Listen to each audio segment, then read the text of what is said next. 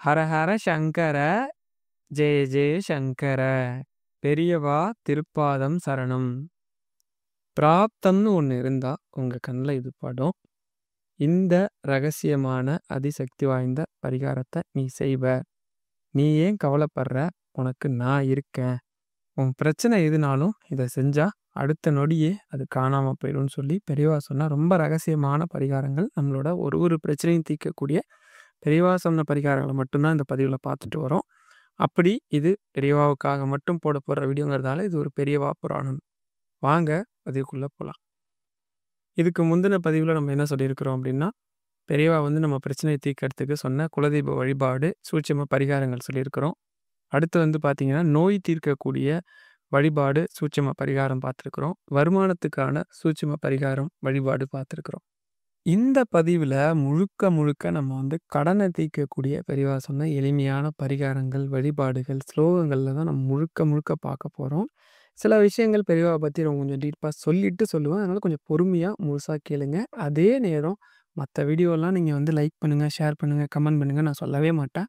இந்த வீடியோவ மட்டும் யாரெல்லாம் கஷ்டப்படுறாங்களோ, முடிஞ்ச அளவுக்கு அவங்களுக்கு இந்த வீடியோவ சொல்லுங்க. இல்ல நீங்களே இந்த வீடியோல இருக்கிறத சொன்னா கூட போதும். இல்லன்னா அவங்களுக்கு இத ஷேர் பண்ணுங்க. அப்படியே அந்த நோயில வந்து ஒரு விஷயத்த விட்டுட்டேன். என்ன விட்டுட்டேன் அப்படின்னா, ஒருத்தர் பெரியவா தரிசனத்துக்கு வருவார். வர்றவருக்கு என்ன அப்படின்னா, கேன்சர் வந்து ரொம்ப முத்தி போயிருக்கும். வந்து பெரியவாட்ட ரொம்ப வருத்தப்பட்டு சொல்லுவார். ரொம்ப கேன்சர் ரொம்ப முத்தி போயிருக்கு அப்படின்ற மாரி. "நீ என்ன வேலை பார்க்குற?" அப்படின்னு பெரியவா கேட்டதும், "நான் வாத்தியாரா இருக்கேன்" அப்படின்னு சொல்லுவார். "வாத்தியாரா மட்டும் தான் இருக்கியா? வேற ஏதாவது தொழில் பண்றியா?" அப்படின்னதும் அவர் கொஞ்சம் முழிப்பார். "எப்படி பெரியவாவுக்கு இந்த விஷயம் தெரிஞ்சது?" "இல்ல பெரியவா, நான் வந்து ஒரு ஆசாரி இவங்கள வச்சு நான் வந்து தங்கம் செஞ்சு வியாபாரம் பண்றேன்" அப்படின்னதும், "தங்கத்துக்கு பொதுவா தோஷம் உண்டு உனக்கு தெரியுமா?" அப்படின்னதும் அமைதியா இருப்பார். "இல்ல பெரியவா" அப்படிங்கிற மாரி. "பொதுவா தங்கத்த வந்து அதிக விலைக்கு விக்கக்கூடாது. அது வந்து தோஷம் புடிச்சிரும். நீ எப்படி விக்கிற?" அப்படின்னு கேட்டதும் அவர், "இல்ல பெரியவா" அப்படி இப்படின்னு மழுப்புவார். அவர் என்ன பண்ணியிருப்பார் அப்படின்னா, தங்கத்துல வந்து கொஞ்சம் அப்பலாம் வந்து இந்த இதெல்லாம் கிடையாது இல்லையா? டச்லாம் கிடையாதுல்ல பார்க்குற மாரி. இப்போ 916 அந்த மாரிலாம் கிடையாது. அதனால என்ன பண்ணுவாருன்னா, டச் அதிகமா இருக்கிற மாரி கணக்கு சொல்லி, கம்மியான தங்கத்த கலப்படம் பண்ணி ஒரு வியாபாரம் பண்ணிட்டு இருப்பார் போல. அப்படி செய்யக்கூடாது அப்படிங்கிற மாரி வெளிப்படையா சொல்லாம, "நீ பண்ணிக்கிட்டு இருக்க விஷயத்த நிறுத்திடு. சுத்தமா தங்கத்த தயார் பண்ணி, அடுத்து வந்து சுமங்கலி பூஜை நம்ம மடத்துல நடக்குது. நெறைய பெண்கள்லாம் வருவாங்க. உன்னால முடிஞ்ச ஒரு 108 கிராமோ என்னமோ சொல்லுவாங்கன்னு நெனைக்கிறேன். 108 பேருக்குன்னு நெனைக்கிறேன். 108 பேருக்கு வந்து அ தங்கம் குடுக்குற மாரி, கொஞ்சம் குண்டுமணி அளவு தங்கம் இருந்தா கூட போதும். 108 பேருக்கு குடுக்குற மாரி அளவுக்கு செஞ்சு எடுத்துட்டு வா." அப்படின்னு சொன்னது, "சரி பெரியவா" அப்படின்ட்டு அவரு போயிடுவாரு. கரெக்ட்டா அந்த பூஜை அப்ப வருவாங்க. வந்து கரெக்ட்டா அவர் வந்து குடுத்துருப்பாரு. அது 108 கிராமா என்னன்னு தெரியல. எனக்கு சரியா நினைவில்ல. அப்படி குடுக்கும்போது கரெக்ட்டா அன்னைக்கு பூஜைக்கு 108 பேர் தான் வந்திருப்பாங்க. எண்ணி பார்ப்பாரு. கரெக்ட்டா 108 பேர் இருக்கும். பெரிய ஆச்சரியப்படுவார். அத குடுத்துட்டு போனோனே ஒரு 2 நாள்ல அவருக்கு வந்து பயங்கரமா வயித்து வலி வந்துரும். கடுமையான வயித்து வலி. டாக்டர்ட்ட போனா வயித்து வலிக்கு மருந்து குடுத்துட்டு, அப்ப அந்த வயித்து வலிக்கு சோதனை பண்ணும்போது டாக்டர் சோதனை பண்ணி பார்ப்பாரு. கேன்சர் இருந்ததுக்கான அறிகுறியே இருக்காது. அப்படியே ஒரு ஆச்சரியப்படுவார். உடனே சொன்ன உடனே அவர் ஓடி வருவார். மடத்துக்கு ஓடி வந்து, "பெரியவா, நீங்க தான் என்ன காப்பாத்துனீங்க. இனிமே தெரியாம கூட அந்த மாரி கலப்பட தங்கம் வந்து விக்க மாட்டேன். அப்படியே தங்கத்த விக்கணும்னாலும் கூட நான் வந்து சரியா, கரெக்ட்டா விப்பேன்" அப்படின்னு சொல்லுவாங்க. என்ன அர்த்தம் அப்படின்னா, தங்கத்த தானம் குடுத்தோம் அப்படின்னா, நோய், வருமானம் சம்மந்தப்பட்ட பிரச்சனை, கடன் எல்லாத்தையுமே தீர்க்கக்கூடியது. அதுலயும் கடுமையான நோய வந்து தங்கம் யாருக்காவது நம்ம தானம் குடுத்தோம்னா போக்கும் அப்படின்றது உண்ம.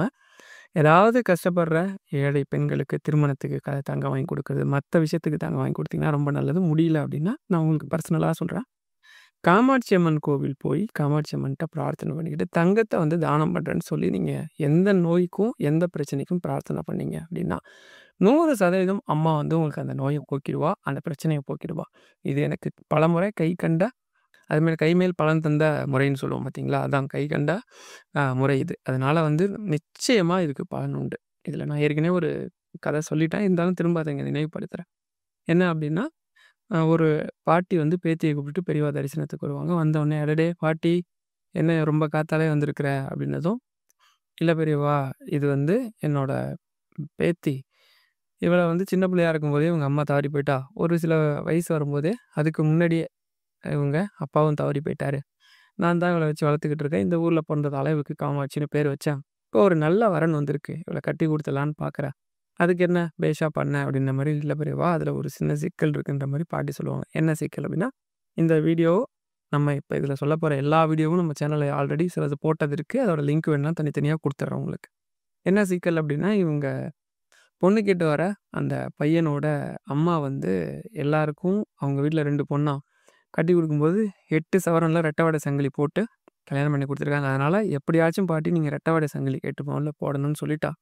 ஏதோ கொஞ்சம் பணம் சேர்த்து வச்சிருக்கேன். கல்யாணத்துக்கு இதர செலவுக்கு ஆகும். ரெட்டை வாடை சங்கிலி செய்ற அளவுக்கு என்ட்ட இல்ல. பையனும் வாத்தியாரா இருக்கான். பிக்கல் புடுங்கல் இல்லாத குடும்பம். எப்படியாவது இந்த வரன நீங்க தான் அமைச்சு குடுக்கணும். அப்படின்னா, அதுக்கு நான் என்ன செய்யணுங்கிற அப்படின்னு பெரியவா கேட்பாங்க. உடனே பாட்டி சொல்லும், "இல்ல உங்க தரிசனத்துக்கு வரவங்க யாராச்சும் நீங்க கை காட்டி விட்டு எனக்கு இத செஞ்சு குடுக்க கூடாதா?" அப்படின்னதும் பெரியவா கோவம் வந்துரும். "என்னது கை காட்டி விடுறதா? என்ன பேசுற நீ? அந்த மாரி வழக்கம்லாம் நம்மளுக்கு கிடையாது. அப்படிலாம் செஞ்சா அது தர்மம் கிடையாது." அப்படின்ற மாரி சொன்னோனே, சொல்லிட்டு வேகமா விட்டுட்டு எழுந்திரிக்க போம்போது பெரியவாட்ட, "பெரியவா கோச்சிக்க கூடாது. என் நிலைமையும் கொஞ்சம் புரிஞ்சுக்கணும். நான் ரொம்ப கஷ்டப்படுறேன். நல்ல வரன். அவங்களும் பேராசைலாம் படல.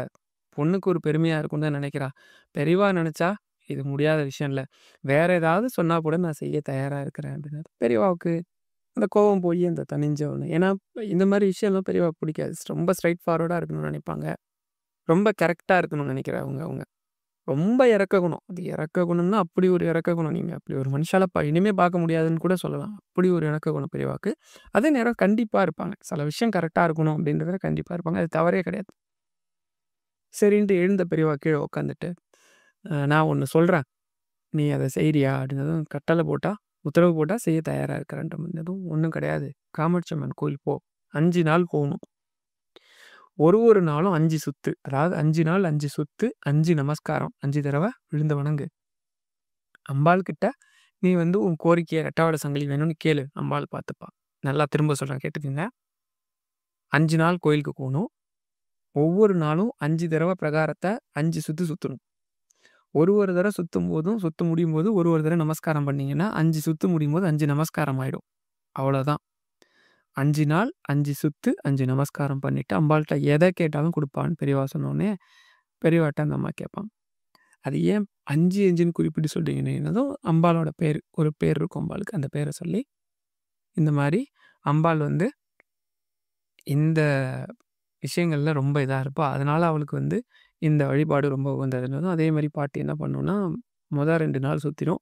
3வது நாள்லேருந்து பெரியவா வந்து இது மௌன விரதம். காஸ்டிப மௌனம்னு சொல்லுவாங்க. சைகையில கூட பேச மாட்டாங்க. பெரியவாட்ட 3வது நாள் போய் ஞாபகப்படுத்தலான்னு பார்த்தா, பெரியவா மௌனங்கிறதால தரிசனத்துக்கு போனதும் விரட்டி விரட்டி விட்டுருவாங்க. "சீக்கிரம் போ, சீக்கிரம் போன்ட்டு."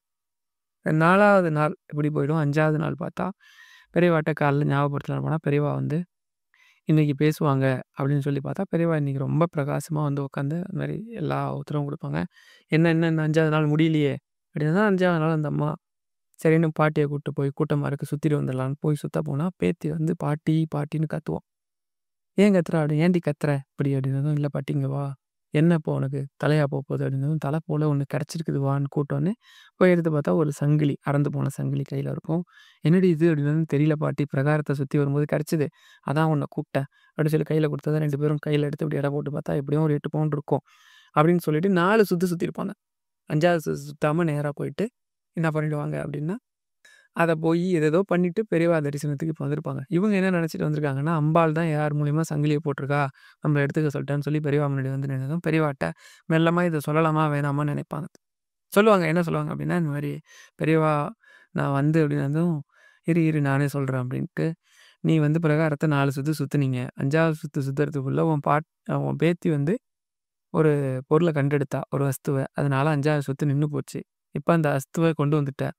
"இல்ல பெரியவா" அப்படின்னாங்க. "இரு நானே சொல்றேன்." அந்த வஸ்து கையில கிடைச்சது நேரம் பக்கத்துல இருக்க காசு கடை தெருவுல இருக்க ரங்கு செட்டிக்கிட்ட போய் எடை போட்டு பார்த்தேன். சரியா 8 சவரன் இருந்தது. தங்கம் தானான்னு சோதிச்சு பார்த்தேன். அதுவும் சரியா இருந்தது. இப்ப அத கொண்டு வந்து வச்சிருக்கிற சரியானதும் அப்படியே நடுநடுங்கி போயிரும் பாட்டி. "இல்ல பெரியவா அம்பாள் தான் போட்டிருக்கிறான்னு நான் நினைச்சுட்டேன்" அப்படின்னதும், "இல்ல இல்லன்ற" மாரி சொல்லுவாங்க. இந்த இடையில இந்த விஷயம் நடக்கிறதுக்கு இடையில என்ன நடந்திருக்கும் அப்படின்னா, அங்க ஒரு குருக்களோட மனைவி ஒருத்தங்க பெரியவா தரிசனத்துக்கு 2 பெரிய வாழைத்தார் கொண்டு வந்திருப்பாங்க. கொண்டு வந்தவங்க சொல்லுவாங்க. பெரியவாவுக்கு சமர்ப்பணம் பண்ணிட்டு, பெரியவாட்ட நமஸ்காரம் பண்ணதும், அந்த அம்மாவோட வீட்டுக்கார் பேர சொல்லி, அவங்க ஆம்படையான் இல்ல, ஆம்படையான் தான் மனைவி. "மனைவி இல்ல நீனு 2, 3 மாசத்துக்கு முன்னாடி ஏதோ கஷ்டம்னு வந்தியே! எல்லாம் சரியாயிடுத்து போல இருக்கே! முகத்த பார்த்தாலே தெரியுது ரொம்ப சந்தோஷமா இருக்கே! என்ன விஷயம்? எப்படி எல்லாம் சரியாயிடுச்சான்னதும்?" "ஆமா பெரியவா, என்னோட பொண்ணு பெரிய பொண்ணு கல்யாணம் பண்ணி குடுத்தோம். அவ புக்காத்துல, அதாவது பொறந்த மருமக போவாங்க இல்லையா? மாமியார் வீட்ல. மாமியார் வீட்ல வந்து ஒதுக்கி வச்சிருந்தா. நானும் எவ்வளவோ பிரார்த்தனை பண்ணி பார்த்தேன். நீங்க தான் காமாட்சி அம்மன்ட்ட பிரார்த்தனை பண்ணி சொன்னீங்க. அதேமாரி பிரார்த்தனை பண்ண அம்பாள் வந்து கண் திறந்து பார்த்துட்டா. போன வாரம் என்னோட மாப்பிள வந்து அழைச்சிட்டு போயிட்டாரு என் பொண்ண. அதனால அ அவளுக்கு நன்றி சொல்லிட்டு போலான்னு வந்தேன். அதோட உங்களுக்கும் இந்த வாழைத்தார குடுத்துட்டு போலான்னு வந்ததும், ரொம்ப நல்லா இருக்கு. அம்பாள் தான் இத பண்ணா. இந்த வாழைத்தார அம்பாள் சன்னதியில குடுக்குறது தான் சரின்னதும், இல்ல இல்ல உங்களுக்கு ஒண்ணு, அம்பாளுக்கு ஒண்ணு கொண்டு வந்திருக்கிறேன். அதனால நீங்க வச்சுக்கணும்னு சொல்லி நமஸ்காரம் பண்ணதும், பெரியவா சொல்லுவாங்க, சாயந்தரம் மத்தியானம் சாயந்தரம்ட்டா. மத்தியானம் சாப்பாட்டுக்கு நீ மடத்துல வந்து சாப்பிட்டுட்டு தான் போணும் கட்டாயம் அப்படின்னு. சரி பெரியவா வரேன்ட்டு போயிடுவாங்க. இப்ப அந்த அம்மா, இந்த பாட்டி பேசிட்டு இருக்க சமயம் அழுதுகிட்டே ஓடி வருவாங்க. ஓடி வந்தோனே, "பெரியவா, இந்த மாரி ஒரு அசம்பாவிதம் நடக்கும்னு நான் நினைக்கல பெரியவான்னதும்." "என்ன ஆச்சு?" அப்படின்னு கேட்டோனே, இந்த மாரி என் பொண்ண வந்து அவங்க புகுந்தாத்துல வந்து திரும்ப அழைச்சுக்கிட்டாங்கன்னா, நான் கழுத்துல போட்டிருக்கிற 8 பவுன் ரெட்டாவோட சங்கிலிய அம்மனோட உண்டியல்ல போடுறேன்னு பிரார்த்தனை பண்ணிக்கிட்டா. திடீர்னு பார்த்தா, இப்ப அது அறந்து எங்கேயோ விழுந்துருச்சு பெரியவா. எல்லா இடத்துலயும் தேடி பார்த்துட்டேன் கிடைக்கலன்னதும், இப்ப பாட்டிய பெரியவா அப்படி கண்ணால திரும்பி பார்த்ததும், பாட்டி எழுந்து வந்து பெரியவா முன்னாடி இருக்கிற மூங்கில் தட்டுல அந்த ரெட்டாவடி சங்கிலிய வச்சு நடந்தது அத்தனையும் சொல்லுவாங்க. உடனே, "இவ்வளோ தானா பெரியவா? இதோ இந்த பாட்டிக்கு உங்க முன்னாடியே சொல்றேன். ரெட்டாவட சங்கிலியில அ செஞ்சு குடுத்து, கல்யாணத்துக்கு ரூ. 5000 பணம் குடுக்குறேன்னு" சொல்லி, அதே மாரி அந்த அம்மா அந்த அறந்த சங்கிலிய எடுத்துட்டு போய் உண்டியல்ல போட்டுட்டு, இவங்க 2 பேரையும் கூட்டிட்டு போய் அந்த காசு கடைய தெருவுல இருக்கக்கூடிய ரங்கு செட்டி அவர்கிட்டயே போயி 8 பவுன்ல ரெட்டவட சங்கிலி வாங்கி ரூ. 5000 பணத்தையும் வாங்கி கொண்டு வந்து பெரியவா முன்னாடி வச்சு அவங்கள்ட்ட குடுப்பாங்க. ஏன் சொல்றேன்னா, இந்த வழிபாடு எல்லாத்த பிரச்சனையும் போக்கக்கூடியது. பெரியவாவோட பெரியவா யாருன்னு தெரியாதவங்களுக்கு, ஏன்னா பெரியவாவோடன்னு சொல்லிக்கிட்டே இருக்கேன். அது என்ன ஓடன்னு கேட்டுக்கங்க. பெரியவா குணம் எப்படின்னு தெரியாதவங்களுக்கு கூட ஒரு விஷயத்த சொல்லிட்டு அடுத்தடுத்து எல்லாமே பரிகாரமா தான் சொல்லிட்டு வரோம். இன்னும் கதையா சொல்லல. கதையா சொன்னா நிறுத்தி நிதானமா அவங்க நடந்து வந்ததுலேருந்து அங்க நடந்த அத்தனை விஷயத்தையும் அப்படியே எப்படி இருந்திருக்கும் அப்படின்னு சொல்லி கரெக்ட்டா ஒரு மாரி சொல்லுவேன். விஷயமா சொல்றதால ஏன்னா ஷார்ட்டா சொல்லணுங்கிறதுனால வேகமா ஓடுறேன். எதுவும் நெனச்சுக்காதீங்க. ரொம்ப ரொம்ப முக்கியமான ஒரு விஷயம். அதுக்கு முன்னாடி சொல்லணும். இந்த நம்ம சேனல்ல சூப்பர் தேங்க்ஸ்ன்னு ஒண்ணு எனேபிள் ஆயிருக்கு. அது எப்படி எனேபிள் ஆச்சுன்னு தெரியல. என் நண்பர்ட்ட சேனல்ல சில விஷயம்லாம் அப்டேட் பண்ணி குடுக்க சொன்னேன். அவர் எனேபிள் பண்ணிட்டாருன்னு நெனைக்கிறேன். தயவு செஞ்சு மன்னிச்சிடுங்க. யாருமே அந்த சூப்பர் தேங்க்ஸ்ங்கிறத போட வேண்டாம். அந்த சூப்பர் தேங்க்ஸ்ன்னா ஏதோ ஒரு அமௌண்ட் அதுல போடுறீங்க. அது போட வேண்டாம். உங்களோட உண்மையிலேயே நீங்க வந்து என் மேல வந்து அன்பு வச்சிருக்கிறீங்கன்னா, உங்களோட அன்பு மட்டும் போதும். பணம்லாம் வேண்டாம். நீங்க அப்படி ஏதாவது எனக்கு பண்ணணும், பணமா போடணும்னு நினைக்கிறேன். ஏன்னா நெறைய பேர் வந்து மலேசியன் டாலரு, ரூ. 100 ரூ. 200 ஒருத்தர் வந்து ரூ. 800லாம் போட்டிருந்தாங்க. அதெல்லாம் வேண்டவே வேண்டாம். உண்மையிலேயே எனக்கு ஏதாவது செய்யணும்னு நினைச்சீங்கன்னா, கஷ்டப்படுற ஏதாவது ஒரு ஜீவனுக்கு சாப்பாடு வாங்கி குடுங்க. இல்ல யாருக்கோ உதவி பண்ணுங்க. பழமையான கோவிலுக்கு ஏதாவது ஒரு நல்ல உதவி பண்ணுங்க. போதும். உங்களோட அன்பு ஒண்ணே போதும். நம்ம சேனல்ல நம்ம வீடியோ போடுறோம். அந்த வீடியோவ நீங்க எல்லாம் பார்க்குறீங்க. பார்க்குறதால ஆட் வந்து YouTubeலேருந்து போடுறான். அந்த ஆட் மூலமா ரெவன்யூ நமக்கு வருது. அந்த ரெவன்யூவே எனக்கு போதுமானது தான். நான் வந்து வீடியோ போடுறதால ரெவன்யூ YouTubeலேருந்து குடுக்குறேன். அது ஒண்ணே போதும். நீங்க என் மேல வச்சிருக்க அன்பால அந்த வீடியோவ பார்க்குறீங்க. அது ஒண்ணே போதும். மத்தபடி பணம்லாம் குடுத்து எனக்கு உதவி பண்ண வேண்டாம். எந்த பணமும் எனக்கு திருப்தியையும், சந்தோஷத்தையும் தராது. ஒரே ஒரு விஷயத்த தவிர. உங்களுக்கு நான் கதை சொல்றேன்ல, இது எனக்கு ரொம்ப பிடிக்கும். என்னால ஒருத்தங்க சந்தோஷப்படுறீங்க அப்டின்னா, அந்த விஷயத்த கேட்கும்போது ரொம்ப சந்தோஷமா இருக்கு. இந்த மாசம் எனக்கு ரூ. 7,000லேருந்து ரூ. 70,000 வரைக்கும் வருமானம் கிடைச்சது. ஆனா, இன்னைய தினமும் பார்த்தீங்க அப்டின்னா, பணம் வந்து என்ட்ட இல்லன்ற சூழ்நிலை தான். ஏன்னா, எவ்வளோ வந்தாலும் மனுஷனுக்கு பத்தவே பத்தாது. நான் மட்டும் கிடையாது.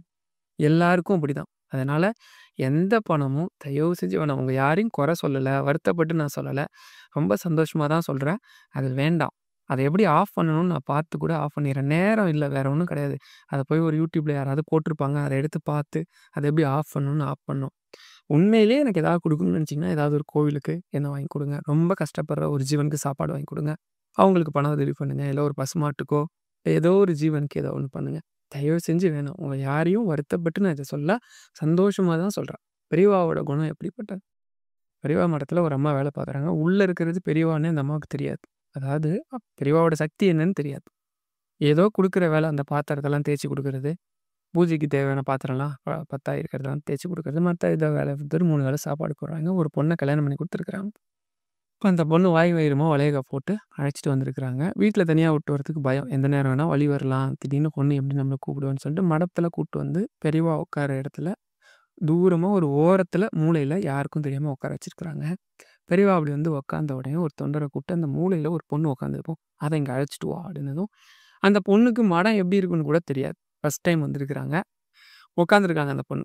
இந்த கதை நெறைய தடவ சொல்லிட்டா நெறைய பேருக்கு தெரிஞ்சிருக்கும். இருந்தாலும் கேட்டுக்கோங்க. அது மறுபடியும் மறுபடியும் கேட்டா கூட சந்தோஷத்த குடுக்கக்கூடிய ஒரு விஷயம் தான்.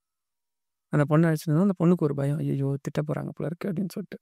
பெரியவா வந்து அங்க காத்து ஓட்டம் வராது. செவுரு ரொம்ப விரிசல் விட்டுருக்கு. கொஞ்சம் பூச்சி, பொட்டுன்னு வரும். ஏதோ என் முன்னாடி இந்த ஓரமா நிழலா இருக்கு. இங்க உட்காந்துக்கம்மா அப்படின்னு சொன்னதும், அப்பாடா! திட்டுவார்ன்னு நெனச்சுட்டு வந்தோம். திட்டலையே அப்படின்னு சொல்லி சந்தோஷம். தரிசனத்துக்கு வரிசையா வருவாங்கல்ல. வரும்போது ஒருத்தவங்க ரொம்ப மடியா என்ன பண்ணுவாங்க, பலகாரம் செஞ்சு ஒரு தூக்குல எடுத்துட்டு வருவாங்க. வந்து பெரியவா ரொம்ப மடியான்னா ஆச்சாரமா, சுத்தபத்தமா அதான் மடியா.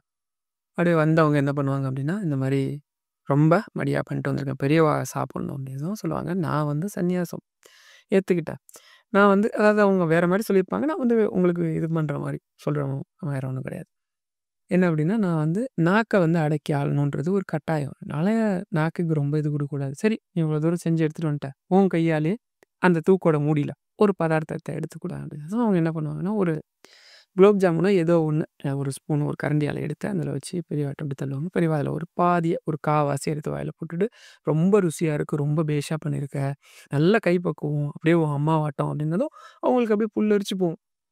எவ்வளவோ வஸ்துக்கள் வந்து பெரியவா நெனச்சா ஒரு ஒரு ஒரு நொடியில அவங்களுக்கு கொண்டு வந்து காலடியில போடுற அவ்வளோ பேர் இருக்காங்க. ஐயா இருந்தாலும் ஒரு ஏழை ரொம்ப ஆச்சாரமா செஞ்சு கொண்டு வராங்க. தான் மேல ஆசை இல்லன்னும்போது அவங்களுக்கு ஒரு சந்தோஷம். எனக்கு ஒண்ணு செய்தி அப்படின்னதும், "கட்டாயம் செய்யணும் பெரியவா. என்ன செய்யணும்?" அப்படின்னதும், "இந்த தூக்க கொண்டுட்டு போய் அப்படியே முன்னாடி முன்னாடி ஒரு பொண்ணு உட்காந்துருக்கால்ல, அவள்ட்ட வச்சுட்டு போயிடா" அப்படின்னதும், "சரி பெரியவா. ரொம்ப நல்லதுன்னு" கொண்டு போய் வச்சுருவோம். இன்னொருத்தரு பெரியவாவுக்கு வந்து பழக்கூடம் எடுத்துட்டு வரார். வந்தோனே ரொம்ப தோட்டம் பண்ருட்டிலேருந்து வந்திருப்பாரு. தோட்டத்தில விளைஞ்சது பெரியவா. ஃபர்ஸ்ட்டு உங்களுக்கு குடுக்கணும்னு கொண்டு வந்தேன்னதும், சரி ஒரு ஆரஞ்சு எடுன்னதும், ஆரஞ்சு எடுத்து ஒரு பார் உரிச்சு ஒரு 2 சொலைய சாப்பிட்டுட்டு, "ரொம்ப நல்லா இருக்குடா. ரொம்ப ரொம்ப டேஸ்ட்டா இருக்கு. நீ வச்சு வளர்த்தியோ? சரி, சரி. எத்தன மரம் வச்சிருக்க?" அப்படி அவர பத்தி ஒரு 2 வார்த்தை. கேட்டா தானே அவங்க சந்தோஷப்படுவாங்க இல்லையா? அவங்கள சந்தோஷப்படணுங்கிறதுக்காக கேட்பாங்க. கேட்டவுடனே, "ரொம்ப நல்லா இருக்குடா. எனக்கு ஒரு உதவி பண்ணுன்னதும்" "பெரியவா சொன்னா செய்ய தயாரா இருக்கேன்னதும், "இந்த கூடைய கொண்டு போய் என் முன்னாடி ஒரு பொண்ணு உட்காந்துருக்கால, அங்க வச்சுறேன்" அப்படின்னதும், "சரி பெரியவா அப்படியே செஞ்சுருவேன்." இப்படியே வரவங்க எல்லா பொருளும் அந்த பொண்ணுகிட்ட போயிட்டே இருக்கும். நெறைய வரும். நம்ம பின்னாடி நெறைய சொல்லணுங்கிறதுக்காக ஷார்ட் ஆக்கிட்டேன். ஒருத்தரு வாத்தியாராவோ, இல்ல கவர்மெண்ட்ல ஏதோ ஒரு உத்தியோகத்துல இருப்பார். வருவாரு வந்து தரிசனம் பண்ணிட்டு, "பெரியவா" அப்படின்னதும், "என்னடா ரொம்ப சந்தோஷமா வந்திருக்காப்புல இருக்கு. ஏதோ விஷயம் இல்லாம வரமாட்டியே, என்ன விஷயம்?" அப்படின்னதும், "இல்ல பெரியவா, நீங்க சொன்ன மாரி தர்ம காரியத்துக்கு பயன்படுத்தலான்னு சொல்லி ஒரு ரூ. 250 சேர்த்து வச்சிருக்கிறேன். இது கவர்ல இருக்கு. பெரியவா சொன்னா என்ன செய்யணும்னு சொன்னா செய்றேன்னதும், ரொம்ப ரொம்ப பெரிய விஷயம்டா. அதுவும் நீ படுற கஷ்டத்துல தர்ம காரியம் பண்ணணும்னு நெனைக்கிறதே பெரிய விஷயம். எல்லாரும் கேட்டுக்கோங்க பாருங்க. இவனே வந்து கஷ்டத்துல இருக்கிறான். குடும்பமே கஷ்டத்துல இருக்குது. இருந்தா கூட ஒரு ரூ. 250 சேர்த்து கொண்டு வந்திருக்கிறான். பெரிய காரியம். எப்பேர்ப்பட்ட மனசு அப்டின்னதும் அப்புருக்கு அப்படியே புல்லரிச்சு போகும். உடம்பெல்லாம் அப்படியே எப்படி சொல்றது? அப்படியே வானத்துல பறக்கிற மாரி இருக்கும். பெரியவா பாராட்டுனாங்கன்னா பெரிய விஷயம் இல்ல. எனக்கு ஒண்ணு செய்யேன். நீ தர்ம காரியம் செய்யணும்னு தானே கொண்டு வந்த. இதோ முன்னாடி உட்காந்துருக்காள அந்த பொண்ணு. அவள்ட்ட கொண்டு போய் இத குடுத்துறேன்னதும் குடுத்துருவா. இப்ப வேலைலாம் முடிஞ்சு அந்த அம்மா அங்க பொண்ண தேடிட்டு இங்க வந்ததும், முன்னாடி எல்லாம் பதார்த்தம்லாம் இருக்கு. இந்த பொண்ண பார்த்தோனே, அந்த அம்மா ஓடி வரும். ஓடி வந்து பெரியவாட்ட மன்னிச்சிடுங்க. தெரியாம கூட்டு வந்துட்டேன். இந்த மாரினதும், பெரியவா என்ன சொல்லுவாங்க, "வாயும் உயிருமா இருக்க பொண்ண, காத்து கூட வராது. அங்கேயா கொண்டு வந்து உட்கார வைப்ப? ஏன் இவ்ளோ இடம் இருக்குல்ல மடத்துல, இங்க உட்கார வச்சா என்ன?" அப்படின்னதும், "இல்ல பெரியவா சாமி எதுவும் திட்டுவீங்களோன்னு." அதான் அம்மா சிரிச்சுக்கிட்டே, "அதெல்லாம் ஒண்ணும் இல்ல. இதெல்லாம் ஏன் என்னன்னு தெரியல." அப்படின்னதும், "ஏன்னு தெரியலையா? வாயும் வயிறுமா இருக்க பொண்ணு, எதுவும் வாங்கி குடுக்க காசு இல்லன்னு நெனச்சேன். இத்தன பதார்த்தம் இருக்கு. வாய் வயிறு மாரி இருக்கும் சாப்பிடட்டும். பிரசவத்துக்கு என்ன பண்ணுவ? இந்த காச வச்சுக்கோ. பிரசவம் ஆகுற வரைக்கும் நீ வீட்ல இருந்து அவள பார்த்துக்கிட்டா போதும். உனக்கு தேவையானதெல்லாம் மடத்துலேருந்து குடுக்க சொல்றேன். பிரசவம் ஆகி அவ புக்காத்துக்கு அதாவது அவங்க வந்து அந்த மாமியார் வீட்டுக்கு போற வரைக்கும் இருந்து பார்த்துக்க. அதுக்கப்புறம் நீ வேலைக்கு வந்தா போதும்னதும், அதுவரைக்கும் உனக்கு தேவையானதெல்லாம் வரணும்னதும் அந்த அம்மா 2 கையும் ஏந்தி சொன்னாங்களாம். இந்த உலகத்திலேயே போயி சன்னதிய மிதிச்சு வரம் வேணும்னு கேட்டா குடுக்குற சாமி தான் இந்த உலகத்துல உண்டு. ஆனா, நம்ம மனசுல நெனைக்காட்டி கூட, நம்ம கஷ்டத்த தெரிஞ்சுக்கிட்டு வரமா குடுக்கக்கூடிய சாமி ஒண்ணு இருக்குது அப்டின்னா, காஞ்சிபுரத்துல இருக்கிற காஞ்சி மகா சுவாமிகள்னு சொன்னாங்களாம். அந்த வார்த்தைக்கு உண்மையிலேயே பொருத்தமான ஒரு நபர்னா, அது பெரியவா மட்டும் தான். சொல்லும்போதே எனக்கு தொண்ட அடைக்குது. ஏன் சொல்றேன்னா, அவ்வளவு கருணை. உங்களுக்கு பெரியவா யாருன்னு தெரியலன்னா கவலைப்பட வேண்டாம். பெரியவா வழிபாடு பண்ண மறந்துட்டேன்னாலும் கவலைப்பட வேண்டாம். ஒண்ணும் கிடையாது. ஒரு சகோதரர் மலேசியாவிலேருந்து ஒரு கமெண்ட் போட்டிருந்தாரு. இங்கிலீஷ்ல போட்டிருக்காரு. இன்னமும் இருக்கு அந்த கமெண்ட் போய் பாருங்க. என்ன பண்ணிருந்தாருன்னா, வேலை பார்க்கும்போது கூட பார்க்குறவங்களால ஒரு அவருக்கு வந்து வேலைக்கு ஒரு களங்கம் ஏற்படுற மாரி ஒரு செயல் நடந்து போச்சு. நான் வந்து ரொம்ப மனசுடைஞ்சு போயி, நைட்டு தூங்க போறதுக்கு முன்னாடி உட்காந்துக்கிட்டு நீங்க சொன்னதால பெரியவா சரணம், பெரியவா சரணம், பெரியவா சரணம்னு ஒரு வீடியோ போட்டிருக்கிறோம். பெரியவா சரணத்துக்கு மகிமைய பத்தி போட்டிருக்கோம். நம்ம வந்து சொல்லிக்கிட்டே இருந்தோம் சகோதரர். என்ன அறியாம தூங்கிட்டேன். காலைல எழுந்து எப்பயும் போல குளிச்சுட்டு போறப்ப ஆஃபீஸ்க்கு போறப்ப பெரியவாசனம், பெரியவாசனம்னு சொல்லிட்டு போனேன். என் கூட வேலை பார்த்தவங்க இன்னும் சில பேர் நல்லுள்ளங்கள். அவர்களா என்னன்னு தெரியல. கமெண்ட்ல தெளிவா இல்ல. என்ன பண்ணிட்டாங்கன்னா, அந்த களங்கத்த போக்கி எனக்கு என் மேல எந்த தப்பும் இல்ல நிரூபிச்சுட்டாங்க. 24 மணி நேரத்துக்குள்ள, அதாவது நான் மொத நாள் 8 மணிக்கு சொன்னா, மறுநாள் 10, 10:30க்குள்ளேயே என்னோட அந்த களங்கம் போய் எனக்கு நற்பெயர் அப்படியே இருக்கிற மாரி பார்த்துக்கிட்டாங்க. உண்மையிலேயே பெரியவா சரணம்ங்கிறதுக்கு அப்படி ஒரு சக்தி இருக்குங்கிறத நீங்க சொல்லி தான் நான் உணர்ந்தேன். ரொம்ப நன்றின்னு போட்டிருந்தாங்க. அந்த அளவுக்கு சக்தி வாய்ந்தது பெரியவா வழிபாடு, பெரியவா நாமம், பெரியவாவ நினைக்கிறது, பெரியவாவ பத்தி பேசுறது, பெரியவாவ பத்தி சொல்றது. மனசார நினைச்சாலே எல்லா பாக்கியத்தையும் குடுக்கக்கூடிய மகான் காஞ்சி மகான். இதுல முழுக்க முழுக்க நம்ம கடன் சம்மந்தப்பட்ட பிரச்சனைய எப்படி தீர்க்கிறது? பெரியவா என்ன சொல்லியிருக்கிறாங்க? எளிமையான பரிகாரங்கள் தான் இதுலயும் பார்த்துருவோம். என்ன அப்படின்னா, முதல் விஷயம் நீங்க என்ன பண்ணணும் அப்படின்னா, ஒரு கைப்பிடி புல் எடுத்துக்கிட்டு 1008 தடவ ஓம், ஓம், ஓம், ஓம்ன்னு சொல்லி ஏதாவது ஒரு பசுமாட்டுக்கு குடுத்தீங்க அப்படின்னா, உங்க கடன் வெகு சீக்கிரத்திலேயே விரல் விட்டு எண்ணக்கூடிய நாட்கள்லயே தீரும். எத்தன நாள் சார் செய்யணும்? உங்களோட கடனோட வீரியம் குறையிற வரைக்கும் செய்யுங்க. ஒண்ணும் தப்பு கிடையாது. 1008 முறை சொல்ல முடியலனாலும் ஒண்ணும் பிரச்சனை கிடையாது. மனமுருகி நீங்க ஒரு 100 தடவ சொன்னா கூட உடனே அது பலன் தரும். நீங்க வந்து அருகம்புல் தான் குடுக்கணும்னு இல்ல. அருகம்புல்லா இருந்தா நல்லது. அருகம்புல்லோ, அகத்திக்கீரையோ, வாழைப்பழமோ, புல்லு வந்து பசு விரும்பும் அப்படிங்கிறதால கொஞ்சம் அருகம்புல் வச்சு கையில வச்சுக்கிட்டு, ஒரு 1008 தடவ ஓம், ஓம், ஓம்னு சொல்லி குடுத்தீங்க அப்படின்னா, குடுத்துட்டு பசுமாட்ட வலம் வந்து ஒரு 3 முறை வலம் வந்து வணங்குனீங்கனாலே, உங்க கோரிக்கை கரன்சி சம்மந்தப்பட்ட கோரிக்கை உடனே தீரும். ஒரு ஒரு பாட்டி ரொம்ப சின்ன வயசுலயே கணவன் இழந்தவங்க. எல்லா சொத்து பத்தையும் உற்றார் உறவினர்களெல்லாம் கேட்டப்ப கூட அவங்களுக்கு கொஞ்சம் கொஞ்சம் குடுத்துட்டு, மடத்துக்கே எல்லாத்தையும் குடுத்துட்டாங்க. ஆனா, அந்த காலத்துலலாம் வந்து இந்த மாரி கணவன் இல்லாதவங்கள ரொம்ப அமங்கலியா பார்ப்பாங்க. சுமங்கலி மாரி நடத்த மாட்டாங்க. ஒரே இடத்துல அடைஞ்சு கிடக்கணும். வீட்ட விட்டு வெளியிலயே வர முடியாது. 14 வயசுல கல்யாணம். 16 வயசுல கணவர் தவறி போயிட்டாரு. அப்பா, அம்மா தான் உலகம். வீட்ட விட்டு அந்த அம்மா வெளியிலயே வரமாட்டாங்க. உட்காந்துக்கிட்டு எந்த நேரமும் ஒரு கடவுள நினைச்சுக்கிட்டு, அவரோட அந்த மந்திரத்த சொல்லிக்கிட்டே இருக்கிறது தான் வழக்கம். அப்படியே காலங்கள் ஓடுது. அப்பா, அம்மா தவறி போயிட்டாங்க. வீட்ட விட்டு வெளியில வந்ததே இல்ல. இப்ப அந்த அம்மாவுக்கு இருக்கிற ஒரே துணை அந்த கடவுளும், அவரோட நாமமும் தான். மக்கள்லாம் வந்து அவர வெளில வந்தாலே, "இவன்லாம் ஏன் வெளில வரணும்?" அப்படின்ற மாரி ரொம்ப இதா பேசுவாங்க. இத குளிக்க போனா கூட, வெளியில ஏதாவது கடைக்கு போனா கூட, பார்த்துட்டு போனா அந்த காரியம் விளங்காதுன்னு சொல்லி திட்டுவாங்க. அப்படி ரொம்ப பயந்து பயந்து வெளியில யாராவது மனுஷாள் இருக்காரான்னு பார்த்து பார்த்து, வெளியில போய் ஒரு பதார்த்தம் வாங்கணும்னா கூட வாங்கக்கூடிய பாட்டி. இருந்தாலும் அவருக்கு இருக்கிற ஒரே துணை இந்த கடவுளும் வழிபாடும் தான் இல்லையா? இப்படி நாட்கள் ஓடுது 50 வயச கடந்தவுனே, பாட்டின்னு ஆயிட்டாங்க. அப்படி இருக்கும்போது பக்கத்துல அக்கத்துல இருக்கிற குழந்தைங்கள்லாம் பிரியமா வந்து வீட்ல விளையாடுறது உண்டு. பாட்டிக்கும் ரொம்ப குழந்தைங்கன்னா விருப்பம். என்ன பண்ணுவா, தன்னால முடிஞ்ச முறுக்கு, சீடை, அதிரசம் என்ன அவள்ட்ட கிடைக்குதோ செஞ்சு குழந்தைகளுக்கு குடுப்பா. நெறைய கதைகள் சொல்லுவா. என்ன கதை சொல்லுவான்னா, அவ எந்த கடவுள வழிபாடு பண்றாளோ அந்த கதைகள சொல்லுவா. குழந்தைகளும் விரும்பி கேட்கும். அப்போ ஒரு நாள் ஒரு குழந்தை அழுதுகிட்டே வருது. பாட்டி எங்க அப்பாவுக்கு ரொம்ப உடம்புக்கு முடியல. பொழைக்க மாட்டான்னு எல்லாரும் சொல்றா பாட்டி. என்ன செய்றதுன்னு தெரியலன்னு அழுதுகிட்டே வருது. எனக்கு எங்க அப்பா வேணும். எது கேட்டாலும் வாங்கி தருவாரு. ரொம்ப பாசமா இருப்பாரு. அவர் வேணும் பாட்டின்னதும், உடனே அந்த பாட்டி சொல்றாங்க, நான் சொன்ன மந்திரத்தில ஒரு குறிப்பிட்ட எண்ணிக்கை.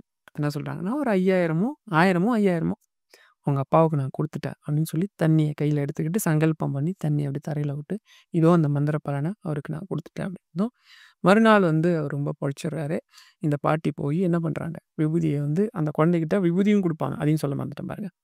கையில விபூதிய வச்சுக்கிட்டு அந்த மந்திரத்த சொல்லி, இதோ நீ போய் அந்த குழந்தையோட அப்பாவ காப்பாத்தணும் அப்படின்னு சொல்லி இது பண்றாங்க. அந்த கடவுள்ட்ட சத்தியம் பண்ணி கேட்குறாங்க. நீ போணும், செய்யணும் அப்படின்ட்டு. சரின்னு அந்த பாட்டிட்ட குடுத்து, இது உங்க அப்பா நெத்தியில பூசுமா சரியாயிரும்னதும், அதே மாரி கொண்டு போய் பூசுனதும் மறுநாள் அவர் கொஞ்சம் உடம்பு தேறுது. ஒரு வாரத்துல எழுந்து உட்கார்றாரு. இப்ப அந்த அக்ரஹாரமே பாட்டி வீட்ல இருக்கு. பாட்டி எங்கள மன்னிச்சிரணும். இந்த மாரி தெரியாம உங்கள பத்தி தப்பா பேசிட்டோம். உங்களோட சக்தி என்னன்னு இப்ப தான் புரிஞ்சுது. மன்னிச்சுருங்கன்னு அந்த குழந்தையோட அம்மா கால்ல விழுந்தே மன்னிப்பு கேட்டாங்க. உங்கள எத்தனையோ தடவ வெளியில பார்க்குறப்பலாம், உங்கள பார்த்துட்டு போனா அந்த காரியம் நடக்காதுன்னு வாய் விட்டுலாம் சொல்லியிருக்கிறேன். மன்னிச்சுருங்க. அதுதான் பெரியவா தரிசனத்துக்கு ஒரு குடும்பம் வருது. குழந்தை ரொம்ப முடியாம இருக்கு. எவ்வளவோ வைத்தியம் பண்ணியாச்சு. ஆனா குழந்தைய வந்து காப்பாத்த முடியாதுன்னு டாக்டர் சொல்றாங்க. பெரியவா தான் ஏதாவது உபதேசம் பண்ணணும். ஏதாவது ஒரு நல்லது சொல்லணும், பரிகாரம் சொல்லணும்னு நிக்கிறாங்க. "நீங்க ஏன் வந்தீங்க என்ன தேடிக்கிட்டு? உங்க ஊர்லயே தான் பாட்டி இருக்காளே! பாட்டிகிட்ட போய் நான் சொன்னேன்னு சொல்லி விபூதி போட சொல்லு. எல்லாம் சரியாயிடும்." உடனே நேரா அங்க போய் பாட்டிக்கிட்ட பெரியவா இந்த மாரி உங்கள பார்க்க சொன்னாங்க. உங்க கையால விபூதி போட சொன்னாங்கன்னு விபூதி போடுவாங்க. ஒரு 3, 4 நாள்ல குழந்தை சரியாயிடும். அதுக்கப்புறம் ஒரு பொண்ணு வந்து கிணத்துல தண்ணி எடுக்கும்போது அழுதுகிட்டே வருவா. ஏதோ ஒண்ணு சொல்லுவாங்க. அப்ப வந்து அந்த பாட்டி "ஏன் அழற?" என்னன்னு கேட்டவுடனே, "இல்ல பாட்டி, இந்த மாரி எங்க வீட்டுக்காரர் வந்து அ கடன் ஒண்ணு வாங்கியிருந்தாரு. ஒருத்தருக்கு வந்து அப்பயே ரூ. 300 என்னமோ குடுக்கணும். அவங்க ரொம்ப வீட்ல வந்து மேல தாழ பேசுறாங்க. ரொம்ப சங்கடமா இருக்கு. அவரும் உத்தியோகம் ஒண்ணும் கிடையாது. அவரு வேதம் அதாவது அந்த வாத்தியார் மாரி அவங்க. இது மாரி எங்க எப்பயாச்சும் கூப்பிடுவாங்க. அங்க போயி நம்மலாம் கூப்பிடுறோம்ல இப்ப என்ன ஹோமத்துக்குலாம் கூப்பிடுறோம்ல. அந்த மாரி ஹோமம், வேதம் பாராயணம் இந்த மாரி பண்றது தான் அவங்க வேல போல இருக்கு. ஏதோ கூப்பிட்டா தான் உண்டு. மிஞ்சி மிஞ்சி போனா ரூ. 20 ரூ. 30 குடுப்பா. அத வச்சுக்கிட்டு வாய்க்கு வயித்துக்குமே கரெக்ட்டா இருக்கு. அந்த ரூ. 300 கடன அடைக்க முடியல. அவன் ரொம்ப இதா பேசுறாங்க. அதான் சங்கடமா இருக்குனதும், "நீ ஒண்ணும் கவலைப்படாத. நான் பிரார்த்தனை பண்ற கடவுள்ட்ட பிரார்த்தனை பண்ணிக்கிறேன். உன் கஷ்டத்தலாம் அவர் தீர்த்துருவாரு" அப்படின்னதும், சரியா இவரு வந்து ஒரு வீட்ல வந்து இது மாரி என்னமோ ஒண்ணு பாராயணம் பண்ணிட்டு வருவாரு. ஏதோ ஒரு ஹோமம் பண்ணிட்டு வந்திருப்பாரு. வந்தவுடனே ஒரு பெரிய மிராசு கோயிலுக்கு வந்து தரிசனம் பண்ணிட்டு போறப்ப, ஏதோ ஒண்ண விட்டுட்டு போயிடுவார். விட்டுட்டு போனா, அங்க அது இருக்காது. என்ன ஆயிரும்னா, காணாம போயிடும். கோயில் ஃபுல்லா அலசி தேடுவாங்க. எங்கேயுமே இருக்காது. இவரு சைக்கிள்ல வந்துட்டுருப்பார். வந்துட்டுருக்கப்போ ஒரு பை கிடக்கிறத பார்த்து எடுத்து உள்ள தொறந்து பார்த்தா, அதில நெறைய பத்திரங்கள் இருக்கும். அதில இன்னார்ன்னு பேர் போட்டிருக்கும். உடனே இவரு என்ன பண்ணுவாருன்னு எடுத்துக்கிட்டு அவர தெரியும் இவருக்கு. நேரா அவர் அந்த கோவிலுக்கு போனா கரெக்ட்டா இவரு பணம் தரமாட்டாருன்னு பணத்த கேட்டு வந்த நபரும் அந்த கோயிலுக்கு வந்துருவாரு. பார்த்த உடனே, இவரு அந்த பத்திரத்த குடுக்கும்போதே கையோட புடிச்சுருவாரு. "இர்றா! எங்க நீ ஓடி ஓடி போற? எப்ப கேட்டாலும் பணம் இன்னைக்கு தரேன், நாளைக்கு தரேன்ற. நீ பணத்த வச்சுட்டு மறு வேல பாரு. இல்லன்னா, உங்க அப்பா பேர்ல ஒரு நிலம் இருக்குல்ல, அத என் பேர்ல எழுதி குடுன்னு" நிப்பார். இது அந்த மிராசு முன்னாடியே நடக்கும்னே மிராசு ரொம்ப சந்தோஷப்படுவாரு. என்ன சந்தோஷப்படுவாருன்னா, இந்த மாரி இந்த பத்திரம்லாம் எங்க அப்பா காலத்து பத்திரம். நான் எது நிலபலம்னு எனக்கு தெரியல அது. ஏதோ நீ கொண்டு வந்து குடுத்த. என்ன கஷ்டம் உனக்கு? அப்டின்னதும், இந்த மாரி கடன் வாங்கியிருக்காருன்னா, அந்த கடன்காரனே சொல்லுவாரு. வாங்கியிருக்கிறாரு அப்டின்னதும், உடனே அவ்வளோதானா? நான் தரேன் அப்டின்னு சொல்லிட்டு ரூ. 500 குடுப்பாரு. இந்தா ரூ. 300 நீ வந்து உன்னோட கடன அடைச்சுக்கோ. இந்த ரூ. 200 உனக்கு செலவுக்கு வச்சுக்க. இல்ல வேணாம் வேணாம். இல்ல பரவால்ல இருக்கட்டும். வச்சுக்கோ. நல்லது தான். இந்த பத்திரத்த நான் வந்து தொலைஞ்சு போச்சுன்னா, இத ரெடி பண்றதுக்கு எனக்கு பல ஆயிரங்கள் ஆவலும். இது ஒண்ணும் பெரிய இது கிடையாது அப்டின்னு சொல்லி குடுப்பாரு.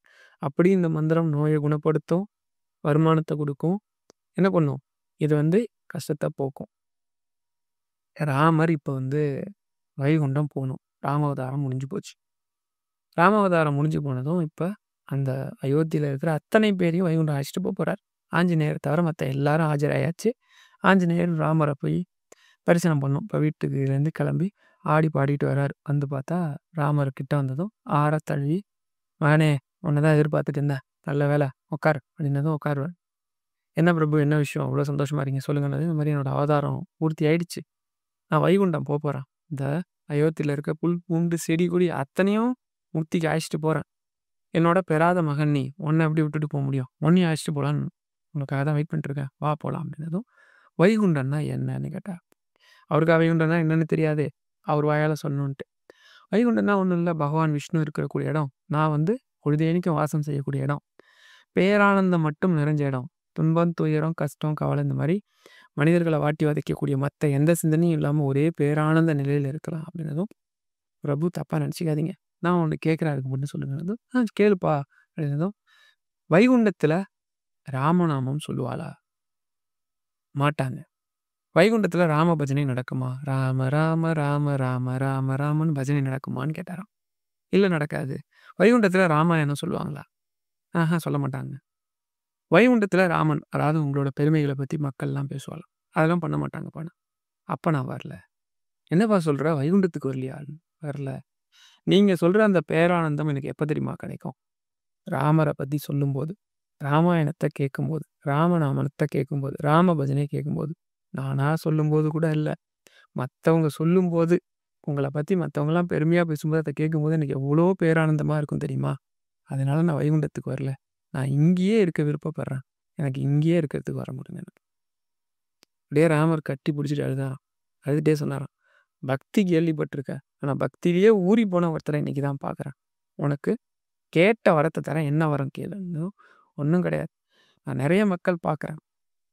நெறைய பேர் ராமநாமம் சொல்லி ஏதேதோ கேட்குறா. யாரெல்லாம் ராமநாமம் சொல்லி என்ன கேட்குறாங்களோ, அத அப்படியே குடுக்குற சக்தி எனக்கு வேணும். ராமநாமம் சொல்லி எனக்கு கை சரியாகணும்னு கேட்டா, அத சரி பண்ற சக்தி எனக்கு வேணும். ராமநாமம் சொல்லி கடன் சரியாகணும்னு கேட்டா, அத சரி பண்ற சக்தி எனக்கு வேணும். ராமநாமம் சொல்லி என்னார் எது கேட்டாலும் அதை குடுக்கக்கூடிய சக்தி வேணும்னதும், அவர் தலைய தொட்டு ஆசீர்வாதம் பண்ணி ராமர் சொன்னாராம், "ராமநாமம் சொல்லி யார் என்ன கேட்டாலும் அத குடுக்குற சக்தி உனக்கு எப்பவுமே இருக்கும். அல்லல்ல குறையாத சக்தி" அப்படின்னு சொல்லி ஆற தள்ளிட்டு போனாராம். அதனால தான் இன்னைக்கும் அந்த பாட்டி சொன்ன மந்திரம் என்ன தெரியுமா? ராமநாமம். அந்த பாட்டிக்கு அனுதினமும் துணையா இருந்த மந்திரம் ராமநாமம். அனுதினமும் அந்த பாட்டி எல்லாருக்கும் சொன்ன கதை ராமனோட கதை. அவ அனுதினமும் மனசுல ஓடிக்கிட்டு இருந்த மூச்சு காத்தோட கலந்து ஓடுன மந்திரம் ராமநாமம். அதனால தான் ராமநாமம் சொன்னா ஆஞ்சநேயர் சூட்சமமா வந்துருவாரு. எது கேட்டாலும் குடுப்பாரு. ஆஞ்சநேயர் சிவஸ்வரூபம். ஆஞ்சநேயர் வந்தா, பார்வதி வந்துருவா, பார்வதி வந்தா, பார்வதியோட குழந்தை 2 பேரும் பிள்ளையார், முருகன் 2 பேரும் வந்துருவாங்க. அவங்க 2 பேரும் வந்துட்டா, தேவாதி தேவர்கள் வந்துருவாங்க, விஷ்ணு வந்துருவாரு, மகாலட்சுமி வந்துருவாங்க. அத்தனை பேரும் வந்துருவாங்க. இவங்க அத்தனை பேரும் வந்த வீடு சுபிக்ஷமா இருக்கும். பெரியவா தரிசனத்துக்கு ஒருத்தர் வருவார். கூட்டத்த முண்டி அடிச்சுட்டு வந்துருவார். சண்டை போடுவார். நான் தான் ஃபர்ஸ்ட்டு வந்தேன் அப்படி இப்படின்னு. பெரியவா ரொம்ப அமைதியா பார்த்துக்கிட்டு இருப்பாங்க. முன்னாடி வந்து பெரியவா எனக்கு அப்படின்னு ஆரம்பிக்கிறதுக்கு முன்னாடி கைய காட்டி ஒரு நிமிஷம் இரு. இப்படி ஓரமா உட்காருன்றுவாங்க. என்னன்னே கேட்காம உட்காருன்றுவாங்க. கரெக்ட்டா வரிசை வந்துகிட்டே இருக்கும். வரிசையில வந்தா சரியா அவர் எப்போ வருவாரோ, அந்த நேரம் வந்தா தான் கூப்பிடுவாங்க. கூப்பிட்டு போய் சும்மா உட்கார சொல்லியிருக்க மாட்டாங்க. உட்காந்து ராமநாமம் சொல்லிட்டு இருன்னு சொல்லியிருப்பாங்க. என்ன உன் பிரச்சனைன்னு தான் அவர் சொல்லுவார். எனக்கு வந்து இவ்வளோ பிரச்சனை இருக்கு. சொத்து பிரச்சனை இருக்கு. வீட்ல பொண்டாட்டி கூட எப்பவுமே சண்டையா இருக்கு. பசங்கலாம் சொல் பேச்சு கேட்க மாட்றாங்க. அதாவது இதாவது நம்ம சொல்லுவோம்ல 1000 காரணம் அந்த மாரி சொல்லுவார். எல்லா காரணத்தையும் கேட்டுட்டு இப்ப இவ்வளோ நேரம் உட்காந்து என்ன பண்ணிட்டு இருந்தேனோ, எவ்வளோ நேரம் ஒரு 1/2 மணி நேரமா உட்காந்து ராமநாமம் சொல்லிட்டு இருந்தேன். இதையே சொல்லிட்டு இரு சரியாயிடும். அப்ப அவருக்கு குடுத்த விளக்கம் தான் இது. ராமநாமம் சொன்னா மட்டும் எல்லாம் சரியாயிடுமான்னு அவர் திருப்பி கேட்டுருவாரு. பெரியவாட்ட கேட்கிற மாரி இல்லாம கேட்டவுனே, அப்ப ஆஞ்சநேயர் யாரோட சொரூபம்? அவர் வந்தா யார் யாரெல்லாம் வந்துருவாங்க? அவருக்கு என்ன சக்திலாம் இருக்குது? ராமநாமம் சொன்னா என்ன நடக்கும்னு சொல்லுவாங்க. இன்னொரு கூடுதல் தகவல் சொல்றேன். யாருக்காவது ஜோதிடம் ரொம்ப மோசமா இருக்குன்னா, 10,00,000 முறை ராமநாமம் சொல்லிட்டீங்க, இல்ல எழுதிட்டீங்க அப்படின்னா, ஜாதக கட்டத்துல இருக்க தோஷங்கள் கட்டுக்குள்ள வந்துரும். 1,00,00,000 முறை நீங்க ராமநாமம் சொன்னீங்கன்னா, ஜாதகமே உங்களுக்கு வேலை செய்யாது. ஜாதகத்த நம்புறவங்களா இருக்கும் பட்சத்துல சொல்றேன். நம்பாதவங்கள பத்தி பேச்சே இல்ல. நம்புறவங்கள 13,00,00,000 முறை, 3,00,00,000 முறை நீங்க ராமநாமம் சொல்லும்போது, உங்க முன்னாடி ஆஞ்சநேயர் இருக்கிறத உங்களால உணர முடியும். ராமநாமம் சொல்ற இடத்துல ஆஞ்சநேயர் இருப்பார்ன்னு நான் சொல்றேன்ல. 3,00,00,000 முறை நீங்க ராமநாமம் சொன்னீங்கன்னா, ஆஞ்சநேயர் உங்க பக்கத்துல இருக்கிறத உங்களால உணர முடியும். இன்னும் தாண்ட தாண்ட ஆஞ்சநேயர் உங்க கண்ணுக்கே தெரிவார். 13,00,00,000 முறை ராமநாமம் சொன்னீங்கன்னா, ராமர் வந்து நேர்லயே உங்களுக்கு காட்சி குடுப்பார். இந்த ராமநாமத்தால நடக்காத விஷயமே கிடையாது. ஒரு சகோதரி போட்டிருந்தாங்க. ரொம்ப நாளுக்கு முன்னாடி. என்ன அப்டின்னா, இந்த மாரி எனக்கு வந்து ஒரு இடத்துலேருந்து பணம் வேணும். என் பையனுக்கு ஃபீஸ் கட்டணும். நான் நீங்க சொன்ன மாரி ராமநாமம் சொல்லிக்கிட்டே இருந்தேன். தெரிஞ்சவங்க ஒருத்தங்க ரூ. 40,000 குடுத்து உதவி பண்ணாங்க அப்டின்னு சொல்லி கமெண்ட்ல போட்டிருந்தாங்க. நேத்து அதே சகோதரி அவங்க பேர் பாக்கியலட்சுமின்னு நெனைக்கிறேன். போட்டிருந்தாங்க. இந்த மாரி எனக்கு வந்து ஒரு லோன் அப்ளை பண்ணியிருந்தேன் கிடைக்கல. நான் ஒரு கடன குடுக்கணும். நான் ராமநாமம் சொல்லிக்கிட்டே இருந்தேன். கூடயே வந்து நீங்க பெரியவா சரணம் சொல்ல சொன்னீங்க. பெரியவா சரணம் சேர்த்து சொல்லிட்டு இருந்தேன். என்னோட கணவர் ஃபோன் பண்ணாங்க. நான் கூட சம்பளம் எப்போ வரும்னு கேட்டேன். சம்பளம் 1ஆம் தேதி தான்னு சொல்லிட்டாங்க. இருந்தாலும் நான் வந்து ரொம்ப நம்பிக்கையா ராமநாமமும், பெரியவா சரணமும் சொன்னோம். அதாவது பெரியவா சரணம்ங்கிறது குருவருளோடு திருவருள். ஒரு குரு துணையோட கடவுள் அடையிறது. பெரியவா சரணம் சொல்லிட்டு ராமநாமம் சொல்றது ரொம்ப உத்தமமானது. அப்படி சொல்லிட்டு இருந்தேன். ஒரு 1/2 மணி நேரத்திலேயே மறுபடியும் என் கணவர் ஃபோன் பண்ணி சொன்னாங்க. இந்த மாரி சம்பளம் கிரெடிட் ஆயிடுச்சுன்னு சொன்னாங்க. நான் உடனே குடுக்க வேண்டியவங்களுக்கு குடுத்துட்டேன். ரொம்ப நன்றி. ராமநாமத்தோட மகிமை என்னன்னு என் ஒருத்தருக்கே அவ்வளோ தூரம் தெரியுன்ற மாரி போட்டிருந்தாங்க. நான் ஏன் சொல்றேன் அப்டின்னா, ஒரு சகோதரர் சொன்னார். எனக்கு வந்து ஒரு ரூ. 1,00,000 கடன் இருக்குது. நான் வந்து நீங்க ராமநாமம் சொன்னா பணம் கிடைக்கும்னு சொல்றீங்க. நான் நெறைய இடத்துல கேட்டுட்டேன். ஆனா வந்து எனக்கு கிடைக்கல. நான் என்ன செய்யட்டும் அப்டின்னாரு. நான் சொன்னேன் நீங்க வந்து ஒரு ஒரு 2 மணி நேரம் ஒரு 2 மணி நேரம் கணக்குன்னுலாம் வச்சுக்காம, இத்தன முறைலாம் வச்சுக்காம ராமநாமத்த முழுசா நம்பி சொல்லுங்க. மத்தது நடக்கிறத பாருங்கன்னு சொன்னேன். நம்ப மாட்டீங்க ஒரு செவ்வாய்க்கிழமை அன்னைக்கு அவர் தொடங்குனாரு. வியாழக்கிழமை அன்னைக்கு எங்கேயோ முன்னாடி கேட்டிருந்த ஒருத்தர் வந்து ரூ. 80,000 குடுத்தாரு. உடனே எனக்கு பணம் கிடைச்சது. ரொம்ப சந்தோஷம். நீங்க வந்து இந்த அளவுக்கு எஃபெக்டிவா இருக்கும்னு நான் எதுவும் எதிர்பார்க்கல. மீதி 20,000க்கு இன்னும் கொஞ்சம் பேர்ட்ட கேட்டுக்கிட்டு இருக்கிறேன் அப்படின்னு சொன்னாரு. அது உண்மையான்னு கேட்டா உண்ம.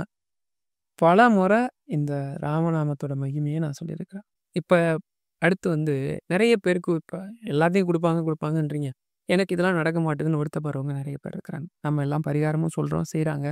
சிலருக்கு நடக்க மாட்டுது. ஏன் நடக்க மாட்டுது? பொதுவா வந்து எல்லாருக்கும் எல்லாம் கிடைச்சிறது இல்ல இல்லையா? ஏதாவது ஒரு குறைய இறைவன் எல்லாருக்கும் வைக்கிறான்.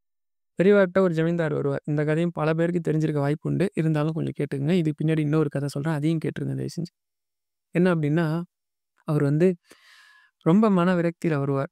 எப்பயுமே வந்தாருன்னா, ரொம்ப சந்தோஷமா வந்து பெரியவாக்கு எல்லாம் வாங்கிட்டு வருவார். ரொம்ப அ பரிவா பெரியவாட்ட பேசுவார். ரொம்ப அக்கறையா பேசுவார். எது சொன்னாலும் தட்ட மாட்டார். இந்த தடவ வரும்போது ஏதோ பேருக்கு நமஸ்காரம் வைக்கிறார். பேருக்கு வந்து பெரியவா சொல்றத கேட்கிறார். அப்ப புரிஞ்சுச்சு பெரியவாவுக்கு. ஏதோ பெரிய மனக்குறையில இருக்கிறான். இவன் ஏதோ கேட்டு நடக்கல போல இருக்குன்ட்டு, அப்ப உனக்கு நான் இப்ப என்ன சொன்னாலும் உன் மண்டையில ஏறாது. என்ன சொன்னாலும் உனக்கு ஏறாது. நான் உனக்கு ஒரே ஒரு கதை மட்டும் சொல்றேன். அத மட்டும் கேட்டுட்டு நீ போ அப்படின்னு சொன்னதும், சரின்னு அவர் உட்காந்துருக்காரு. என்னன்னா, அந்த காலத்தில உப்பு விக்கிற குறவன்னு ஒருத்தன் இருந்தான். உப்பு விக்கிறவன் பொதுவா தெரியும்ல முன்னாடிலாம் வந்து உப்பு அவங்க தான் சேல் பண்ணுவாங்க. அவனுக்கு வந்து கழுதையில உப்பு மூட்டைய கொண்டுட்டு போய் ஊர் ஊரா வியாபாரம் பண்றது அவனோட பழக்கம். அவன் காமாட்சியோட தீவிரமான பக்தன். எப்ப காலைல எந்திரிச்சாலும் காமாட்சி உன்னோட அந்த அனுகிரகத்தில தான் இன்னைக்கு பொழுது நல்லபடியா போணும்னு சொல்லி பிரார்த்தனை பண்ணுவான். எதுனாலும் காமாட்சி, காமாட்சின்னு உருகுவான். இப்படியே ஊர் ஊரா உப்பு கொண்டு வித்துட்டு இருக்கிறப்போ, ஒரு நாள் நெறைய உப்பு எடுத்துக்கிட்டான். ஏன்னா, இவனோட உப்பு நல்லா சுத்தமா நல்லா இருக்குன்றதால எல்லா மக்களும் வாங்குவாங்க. இந்த தடவ வெளியூர் சந்தைக்கு ஒரு பெரிய மூட்டையோட ஒரு 4, 5 கழுதையில நெறைய மூட்டைகள ஏத்திக்கிட்டு போறான். போறப்ப பார்த்தா மேகமூட்டமாயிருச்சு. இவன் ரொம்ப பிரார்த்தனை பண்றான் காமாட்சி கிட்ட. என்ன பிரார்த்தனை பண்றான்னா, மழை வரக்கூடாது. ஏன்னா மழை வந்தா என்ன ஆகும்? உப்பு மூட்டை கரைஞ்சு போயிடும். காமாட்சி கிட்ட கெஞ்சுறான். என்ன பண்ணியோ, ஏது பண்ணியோ தெரியாது. மத்த நாள விட இந்த தடவ மூட்டை அதிகம். எனக்கு வந்து முதலுக்கே மோசமாயிடும். மழை மட்டும் வராம பாரு. அப்படின்னதும், இல்ல மழை வெளு வெளுத்து எல்லா உப்பு மூட்டையும் கரைஞ்சிரும். சந்தைக்கே போகாம ரொம்ப நொந்து போயி வர வழியிலேயே காமாட்சிய திட்டிட்டே வருவான். ஒரு பக்தன் நெல்லு காய வச்சதுக்கு, அத காப்பாத்துறதுக்காக உன்னோட ஆம்படையான் அதாவது சிவபெருமான் வந்து இதைய பாய் விரிச்சாரு. அது ஒரு கதை இருக்கு. அது வந்து அந்த கதைய நான் இன்னொரு நாள் சொல்றேன். அதெல்லாம் பண்ணாருன்னு சொன்னாங்க. ஆனா அதெல்லாம் கூட உண்மையா இருக்காதோன்னு எனக்கு தோணுது. ஏன்னா அம்மாவான கருணையே வடிவானவள் தாய் நீனு. உலகத்துக்கே தாய். நீயே வந்து நான் இவ்வளோ வேண்டி எனக்கு வந்து கருணை காட்டல. அவர் மட்டும் இத செஞ்சிருப்பாரா? நீ என்ன இப்படி ஏமாத்திட்ட. உன்னையே நம்பியிருந்த என்ன பழி வாங்கிட்ட. நீ இப்படி பண்ணுவேன்னு நான் நினைக்கல. நீ என்ன மோசம் பண்ணிட்ட. ஊர் உலகமே மோசம் பண்ணலாம். நீ எப்படி பண்ணலாம்? அவனுக்கு என்னென்னலாம் கோவத்துல பேசணுமோ அத்தனையும் பேசிட்டே வரான். வரும்போது இருட்டி போச்சு. சரியா ஒரு காட்டு பகுதி வந்துட்டுருக்கும்போது 4, 5 பேர் சுத்தி வளைச்சு கரெக்ட்டா கழுத்துல கத்தி வச்சுட்டானுங்க. "டேய்! இவன தான்டா சொன்னீங்க. உப்பு அதிகமா விக்கிறான். காசு நல்ல கொழுத்த பார்ட்டின்னு. இருக்கா பாருங்க" அப்படின்னதும் அதே மாரி செக் பண்ணி பார்க்குறானும் இல்ல. அவனும் சொல்றான். "யோவ்! சும்மா இருங்க. வேதனைய கெளப்பாதீங்க. நீங்க வேற இன்னைக்கு கொண்டு போன உப்பெல்லாம் மழையில கரைஞ்சு போச்சு. நானே முதல்லயே போச்சேன்னு இருக்கிறேன். காசாவது ஒண்ணாதுன்னதும்" அதில கூட்ட தலைவன் சொல்றான். "ஏய்! அவன செக் பண்ணுங்கடா" அப்படின்னதும் சுத்தி முத்தி செக் பண்ணா ஒண்ணும் பணம் இல்ல. உண்மதான் இவன் சொல்றது அப்படின்னதும், அப்ப சொன்னானாம். "எந்த சாமி புண்ணியமோ இன்னைக்கு இவன் உயிரோட போணும்ன்னு இருக்கு. விடுங்கடா போய் தொலைஞ்சு போறான்" அப்படின்னதும் அப்பதான் அவனுக்கு தோணுச்சாம். ஒருவேள அவன் பணத்தோட வந்திருந்தா, அவன் கொண்டு வர கொழுத்த பணத்துக்காக, நெறைய பணத்துக்காக இவன கொலையே பண்ணிட்டு அந்த பணத்த எடுத்துட்டு போயிருப்பாங்க. இல்லையா? இவன் வெளில போய் சொல்லக்கூடாதுங்கிறதுக்காக அவன் உயிரே கூட போயிருக்கலாம். அப்பதான் அப்படியே அதே இடத்துல உழுந்து கொஞ்சம் தூரம் தாண்டி வந்து விழுந்து, "மன்னிச்சிரும்மா, உன்னோட மகிமை என்னன்னு தெரியாம தப்பா பேசிட்டேன். இந்த பணத்தோட வந்திருந்தா எனக்கு உயிரே போயிருக்கும். என் உயிர விடவா இந்த பணம் பெருசு. என் உயிர காப்பாத்துறதுக்காக தான் இப்படி ஒரு மழைய வர வச்ச. அப்படிங்கிறதே எனக்கு தெரியல. நீ தான் என்ன காப்பாத்திருக்க. மன்னிச்சிருந்தான்னு" இந்த கதைய சொன்னாங்க. அத கேட்டவரு ரொம்ப சந்தோஷமா, "பெரியவா மன்னிச்சிருங்க. நம்ம சொத்தெல்லாம் நம்மள விட்டு கைய விட்டு போற மாரி ஒரு நிலைமை இருக்கு. அதனால தான் இப்படி நடந்துக்கிட்டேன். மன்னிக்கணும். அம்பாள் என்ன விட்டுற மாட்டான்னு நம்பிக்கை இருக்குன்னு" சொல்லிட்டு போயிட்டு அடுத்த முகாம் அவங்க இப்ப வந்து கும்பகோணத்துல இருப்பாங்க. கும்பகோணத்துல பக்கத்து ஊர்ல முகாம் இருக்கும்போது வருவாரு. எல்லாத்தையும் வாங்கிட்டு வருவாரு. வந்து பெரியவா முன்னாடி வச்சு நமஸ்காரம் பண்ணிட்டு, "மன்னிக்கணும். நீங்க சொன்ன மாரி எதையுமே விடாம எல்லா கோயிலுக்கும் அப்பா பண்ணிட்டு இருந்தாரு. தாத்தா பண்ணிட்டு இருந்த திருப்பணிய நானும் பண்ணிட்டு தான் இருந்தேன். இப்ப இடையில கொஞ்சம் இந்த மாரி ஆனதால விட்டுருந்தேன். நீங்க சொன்னதால மறுபடியும் பண்ணேன். ஒரு கோயில் திருப்பணி பண்ணும்போது கரெக்ட்டா ஒரு செப்பேடு தகடு வந்து எனக்கு கிடைச்சது. அதுல எதெல்லாம் எங்க முன்னோர்களோட சொத்து எதுலேருந்து எதுவரைக்கும் இருக்குது, எதுலேருந்து எந்த வேலி அதெல்லாம் வேலி கணக்குல சொல்லுவாங்க. இத்தன வேலி, இத்தன மா இப்பலாம் ஏக்கர்ன்னு சொல்றோம்ல, அந்த மாரி இதுலேருந்து இத்தன தூரம் வரைக்கும்னு சொல்லி செப்பேடுல இருந்துச்சு. அத எடுத்துட்டு வந்து எல்லா நிலத்தையும் மூட்டிட்டார். ரொம்ப சந்தோஷம். மன்னிக்கணும் என்னன்னு கேட்டாராம். இந்த மாரி ஏதோ ஒண்ணு நம்மள விட்டு போகுது அப்டின்னா, அதனால நமக்கு பிரயோஜனம் இல்ல. இல்ல அதுக்கு நமக்கு கிடைச்சாலும் எதுவும் நமக்கு அதனால நல்லது நடக்காது. நமக்கு ஏதோ பெரிய ஆபத்துல இறைவன் காப்பாத்துறதுக்காக கூட அமைதியா இருக்கலாம். அதே மாரி இன்னும் சில பரிகாரத்தையும் சொல்லிறேன். இப்போ உங்களுக்கு ஒரு வேள பெரிய கடன் இருக்குது அப்டின்னா என்ன பண்ணணும்? பெரியவா தரிசனத்துக்கு ஒருத்தர் வருவாரு. வந்தவரு ஒரு 2, 3 நாளா பெரியவாவ தரிசனம் பண்ணிட்டு போவாரு. ஆனா வந்து என்னன்னு சொல்லவே மாட்டாரு. 3வது நாள் பெரியவா நிறுத்திருவாங்க. ஏதோ நீ என்ட்ட சொல்லணும்னு வர. ஆனா வந்து என்ட்ட சொல்லாமலே போற. என்ன உன் விஷயம்னதும், "இல்ல பெரியவா, கைமாத்தா வாங்குன கடனு, அந்த கடன் அடைக்க கடனு, அந்த கடன் அடைக்க கடன்னு வட்டி மேல வட்டி போய் என் கழுத்த நெரிக்கிற அளவுக்கு இருக்கிறேன். இத எப்படி சரி பண்ணிக்கிறதுன்னு தெரியல. அந்த அளவுக்கு வருமானம் இல்ல. வேற வழியே இல்ல. உங்கள பார்த்து கேட்கலான்னு பார்த்தா எப்பவுமே கூட்டமா இருக்கு. இத்தன பேர் முன்னாடி சொல்றதுக்கு ரொம்ப சங்கட்டமா இருந்துச்சு பெரியவா" அதானதும், "சரி உங்க ஆத்து கேணியில ஜலம் இருக்குதா?" அப்படின்னு கேட்டாங்களாம். என்னடா இது நம்ம ந கடன பத்தி பேசிட்டு இருக்கோம். பெரியவா வந்து கேணியில தண்ணி இருக்கான்னு கேட்குறாங்க. கேணினா கிணறு. கிணத்துல தண்ணி இருக்கா? அப்படின்னதும், "இருக்கு பெரியவா. தண்ணி ரொம்ப டேஸ்ட்டா இருக்கும். இளநீ மாரி" அப்படின்னதும், "அப்போ ஒண்ணு பண்ணு. நீ இப்போ வந்து" அது வந்து ஆடி மாசத்துல வந்திருப்பாரு. நெறைய கோயில் திருவிழாலாம் நடக்கும். நெறைய தண்ணி எடுத்துட்டு போயி வேணும் வேணும்னு தாகத்துல வர எல்லா மக்களுக்கும் குடிக்க குடு. மத்ததெல்லாம் பகவான் பார்த்து பாடுனதும், சரி பெரியவா உங்க உத்தரவு அப்படியே செய்றேன்னு அதே மாரி செய்வார். கடைசியா ஒரு ஒரு 7, 8 நாள் கழிச்சு ஒரு லெட்டர் அவருக்கு வந்திருக்கும். அந்த லெட்டரோடயே பெரியவாவ பார்க்க வருவார். லெட்டர்ல என்ன போட்டிருக்குன்னா, பூர்வீகத்துல ஒரு சொத்து இருக்கு. அந்த சொத்த வந்து விக்க போறோம். அதுல நீங்களும் கையெழுத்து போட்டா தான் சேல் பண்ண முடியும். வாங்குறவர் நீங்களும் கையெழுத்து போடணுன்ட்டாரு. அதனால உங்களுக்கு ஒரு பங்க ஒதுக்கி இருக்கிறோம். அந்த பங்குக்கான தொகைய வந்து பேசி வாங்கிக்கோங்கன்னு சொல்லுவாங்க. அதே மாரி இவரும் அந்த லெட்டர கொண்டு வந்து பெரியவாட்ட காட்டிட்டு, நேரா போயி அந்த சொத்த வித்துட்டு இவர் கடன் போகயே ஒரு பெரிய தொகை இவருக்கு கையில நிக்குதுன்னு பெரியவாட்ட ரொம்ப சந்தோஷமா சொல்லிட்டு இருப்பார். இந்த தண்ணி இருக்கு பார்த்தீங்களா? தண்ணீர் பந்தல் போடுறது வந்து கடன் அடைக்கக்கூடிய ஒரு ஆகச்சிறந்த பரிகாரம். அதே மாரி கோவில் அபிஷேகம் பண்றாங்க பாருங்க. தண்ணீல எல்லா அபிஷேகம் பண்ணதுக்கு அப்புறம் தண்ணிய ஊத்தி தான் மறுபடியும் அதெல்லாம் கழுவுவாங்க இல்லையா? அப்ப கடவுளுக்கு தண்ணி மொண்டுட்டு போய் குடுக்குறீங்கன்னா, ரொம்ப ரொம்ப பெரும் புண்ணியம். கடன் அடையும். பரிகாரம்னு நம்ம பண்றோம். எல்லா பரிகாரமும் வந்து எப்படி மனநிலையில பண்ணும்போது இறைவன் அதை ஏத்துக்கிறார். பரிகாரங்கிறதே நம்ம மனச சாந்திப்படுத்துறது தான். இல்லையா? ஒரு சில சக்தி உண்டு அதுக்கு. இல்லன்னு நான் சொல்ல மாட்டேன். எப்பவுமே வந்து எல்லா பரிகாரத்துக்கும் சக்தி உண்டு. ஆனா தாந்திரீகத்த நம்புறத விட கடவுள நம்புறது உண்மை அப்படிங்கிறதால தான் நான் வந்து தாந்திரீகத்த குறைச்சுக்கிறது உண்டு. ஒரு காட்டுக்கு வேட்டையாட ராஜா போறார். அவர் எப்பவுமே பௌர்ணமியில வேட்டையாடுவார். பௌர்ணமி வேட்டையாடிட்டு இருக்காரு. நல்லா பௌர்ணமி வெளிச்சத்தில நல்லா பார்க்குறாரு. அப்ப வந்து தூரத்தில ஏதோ தண்ணி குடிக்கிற சவுண்ட் கேட்குது. ஒரு யானை தான் நெனச்சு என்ன பண்றார், அம்பு எய்ஞ்சுறார். அம்பு எய்ஞ்சா பார்த்தா அது யானை கிடையாது. ஐயோன்னு சொல்லி ஒருத்தன் அலர்றான். ஓடி போய் பார்த்தா ஒரு பையன். அம்பு எய்ஞ்சுட்டான் ராஜா. கேட்ட உடனே இந்த மாரி அந்த பையன் சொல்றான், இந்த மாரி "கண்ணு தெரியாத எங்க அப்பா, அம்மாவுக்கு தண்ணி எடுக்க வந்தேன். நான் வந்து எப்பவுமே மத்த மிருகங்கள் தெரியக்கூடாது அப்படிங்கிறதுனால கருப்பா ட்ரெஸ் போட்டுட்டு வரது உண்டு. அத பார்த்து நீங்க ஏன்னு நம்ப செஞ்சீங்க. இதோ நான் இறக்க போறேன். இன்னொன்னு பண்ணுங்க. எங்க அப்பா, அம்மாவ மட்டும் பத்திரமா பார்த்துங்க. வேற எதுவும் செய்ய வேணாம்." அதுவும் இப்ப அந்த குடத்த தண்ணி எடுத்துக்கிட்டு நேரா அவங்க அப்பா, அம்மா எங்க இருக்காங்கன்னு கேட்டுட்டு அந்த ராஜா வந்து நிக்கிறான். வந்து நிக்கிறது ராஜான்னு அவங்களுக்கு தெரிஞ்சு போச்சு. இந்த மாரி தான் பையனுக்கு என்ன நடந்ததுங்கிறத சொன்னதும் அவங்க கதறி அழுவுறாங்க. அப்பயே ராஜாவுக்கு புரிஞ்சு போச்சு இவங்க மனநிலை என்னன்னு. உடனே ராஜா சொல்றார், மந்திரிகிட்ட சொல்லி 2 தட்ட கொண்டு வந்து முன்னாடி வைக்க சொல்றார். பெரிய தாம்பூலம் கொண்டு வந்து வைக்கப்படுது. ஒண்ணுல கழட்டி தன்னோட கிரீடத்த வைக்கிறார். இன்னொன்னுல தன்னோட உடைவாள உருவி வைக்கிறார். தாய் தந்தையே நான் தெரியாம தான் தப்பு பண்ணேன். அது தெரிஞ்சு பண்ணல. இருந்தாலும் நான் வந்து உங்க மகன் உயிர் போறதுக்கு காரணமாயிட்டேன். என்ன மன்னிச்சு என் ராஜ்யத்துல பாதிய எடுத்துக்கங்க. இதோ இந்த கிரீடத்த எடுத்துக்கிட்டீங்கன்னா, என் ராஜ்யத்துல பாதி எடுத்துக்கிட்டீங்கன்னு அர்த்தம். இல்ல மன்னிக்கவே முடியாத தப்புடா அப்படின்னு நீங்க நினைச்சீங்கன்னா, இதோ என்னோட உடைவாள் இருக்கு. அத எடுத்து என் தலைய வெட்டிடுங்க. 2ல எத நீங்க தேர்ந்தெடுத்தாலும் நான் சந்தோஷமா ஏத்துக்கிறேன் அப்படின்னு முட்டி போட்டு, அப்படியே அமைதியா உட்கார்ந்தார். இப்ப மந்திரிக்கு ஒரே பதட்டம். அவங்க கிரீடத்த எடுத்துட்டா பரவால்ல. வாள் எடுத்து வெட்டிட்டா அப்படியே நடுங்கி போறான் மந்திரி. என்ன நடக்க போதோ? ராஜாட்ட என்ன சொல்றது? அப்படின்னு. உடனே அந்த தாய் தந்தை பேசினாங்க. அதாவது அந்த தாய் தந்தை தான் இறைவன். அந்த மண்டியிட்டு இருக்கிற ராஜா தான் நம்ப. அந்த தாய் தந்தை சொன்னாங்களாம், "நான் இந்த கிரீடத்த எடுத்துக்கிட்டேன். பாதி ராஜ்யத்த எடுத்துக்கிட்டேன்னா, என் பையன நீங்க வந்து கொன்னது நியாயம் தான். அவன் உயிருக்கு நானே விலை பேசின மாரி ஆயிரும்.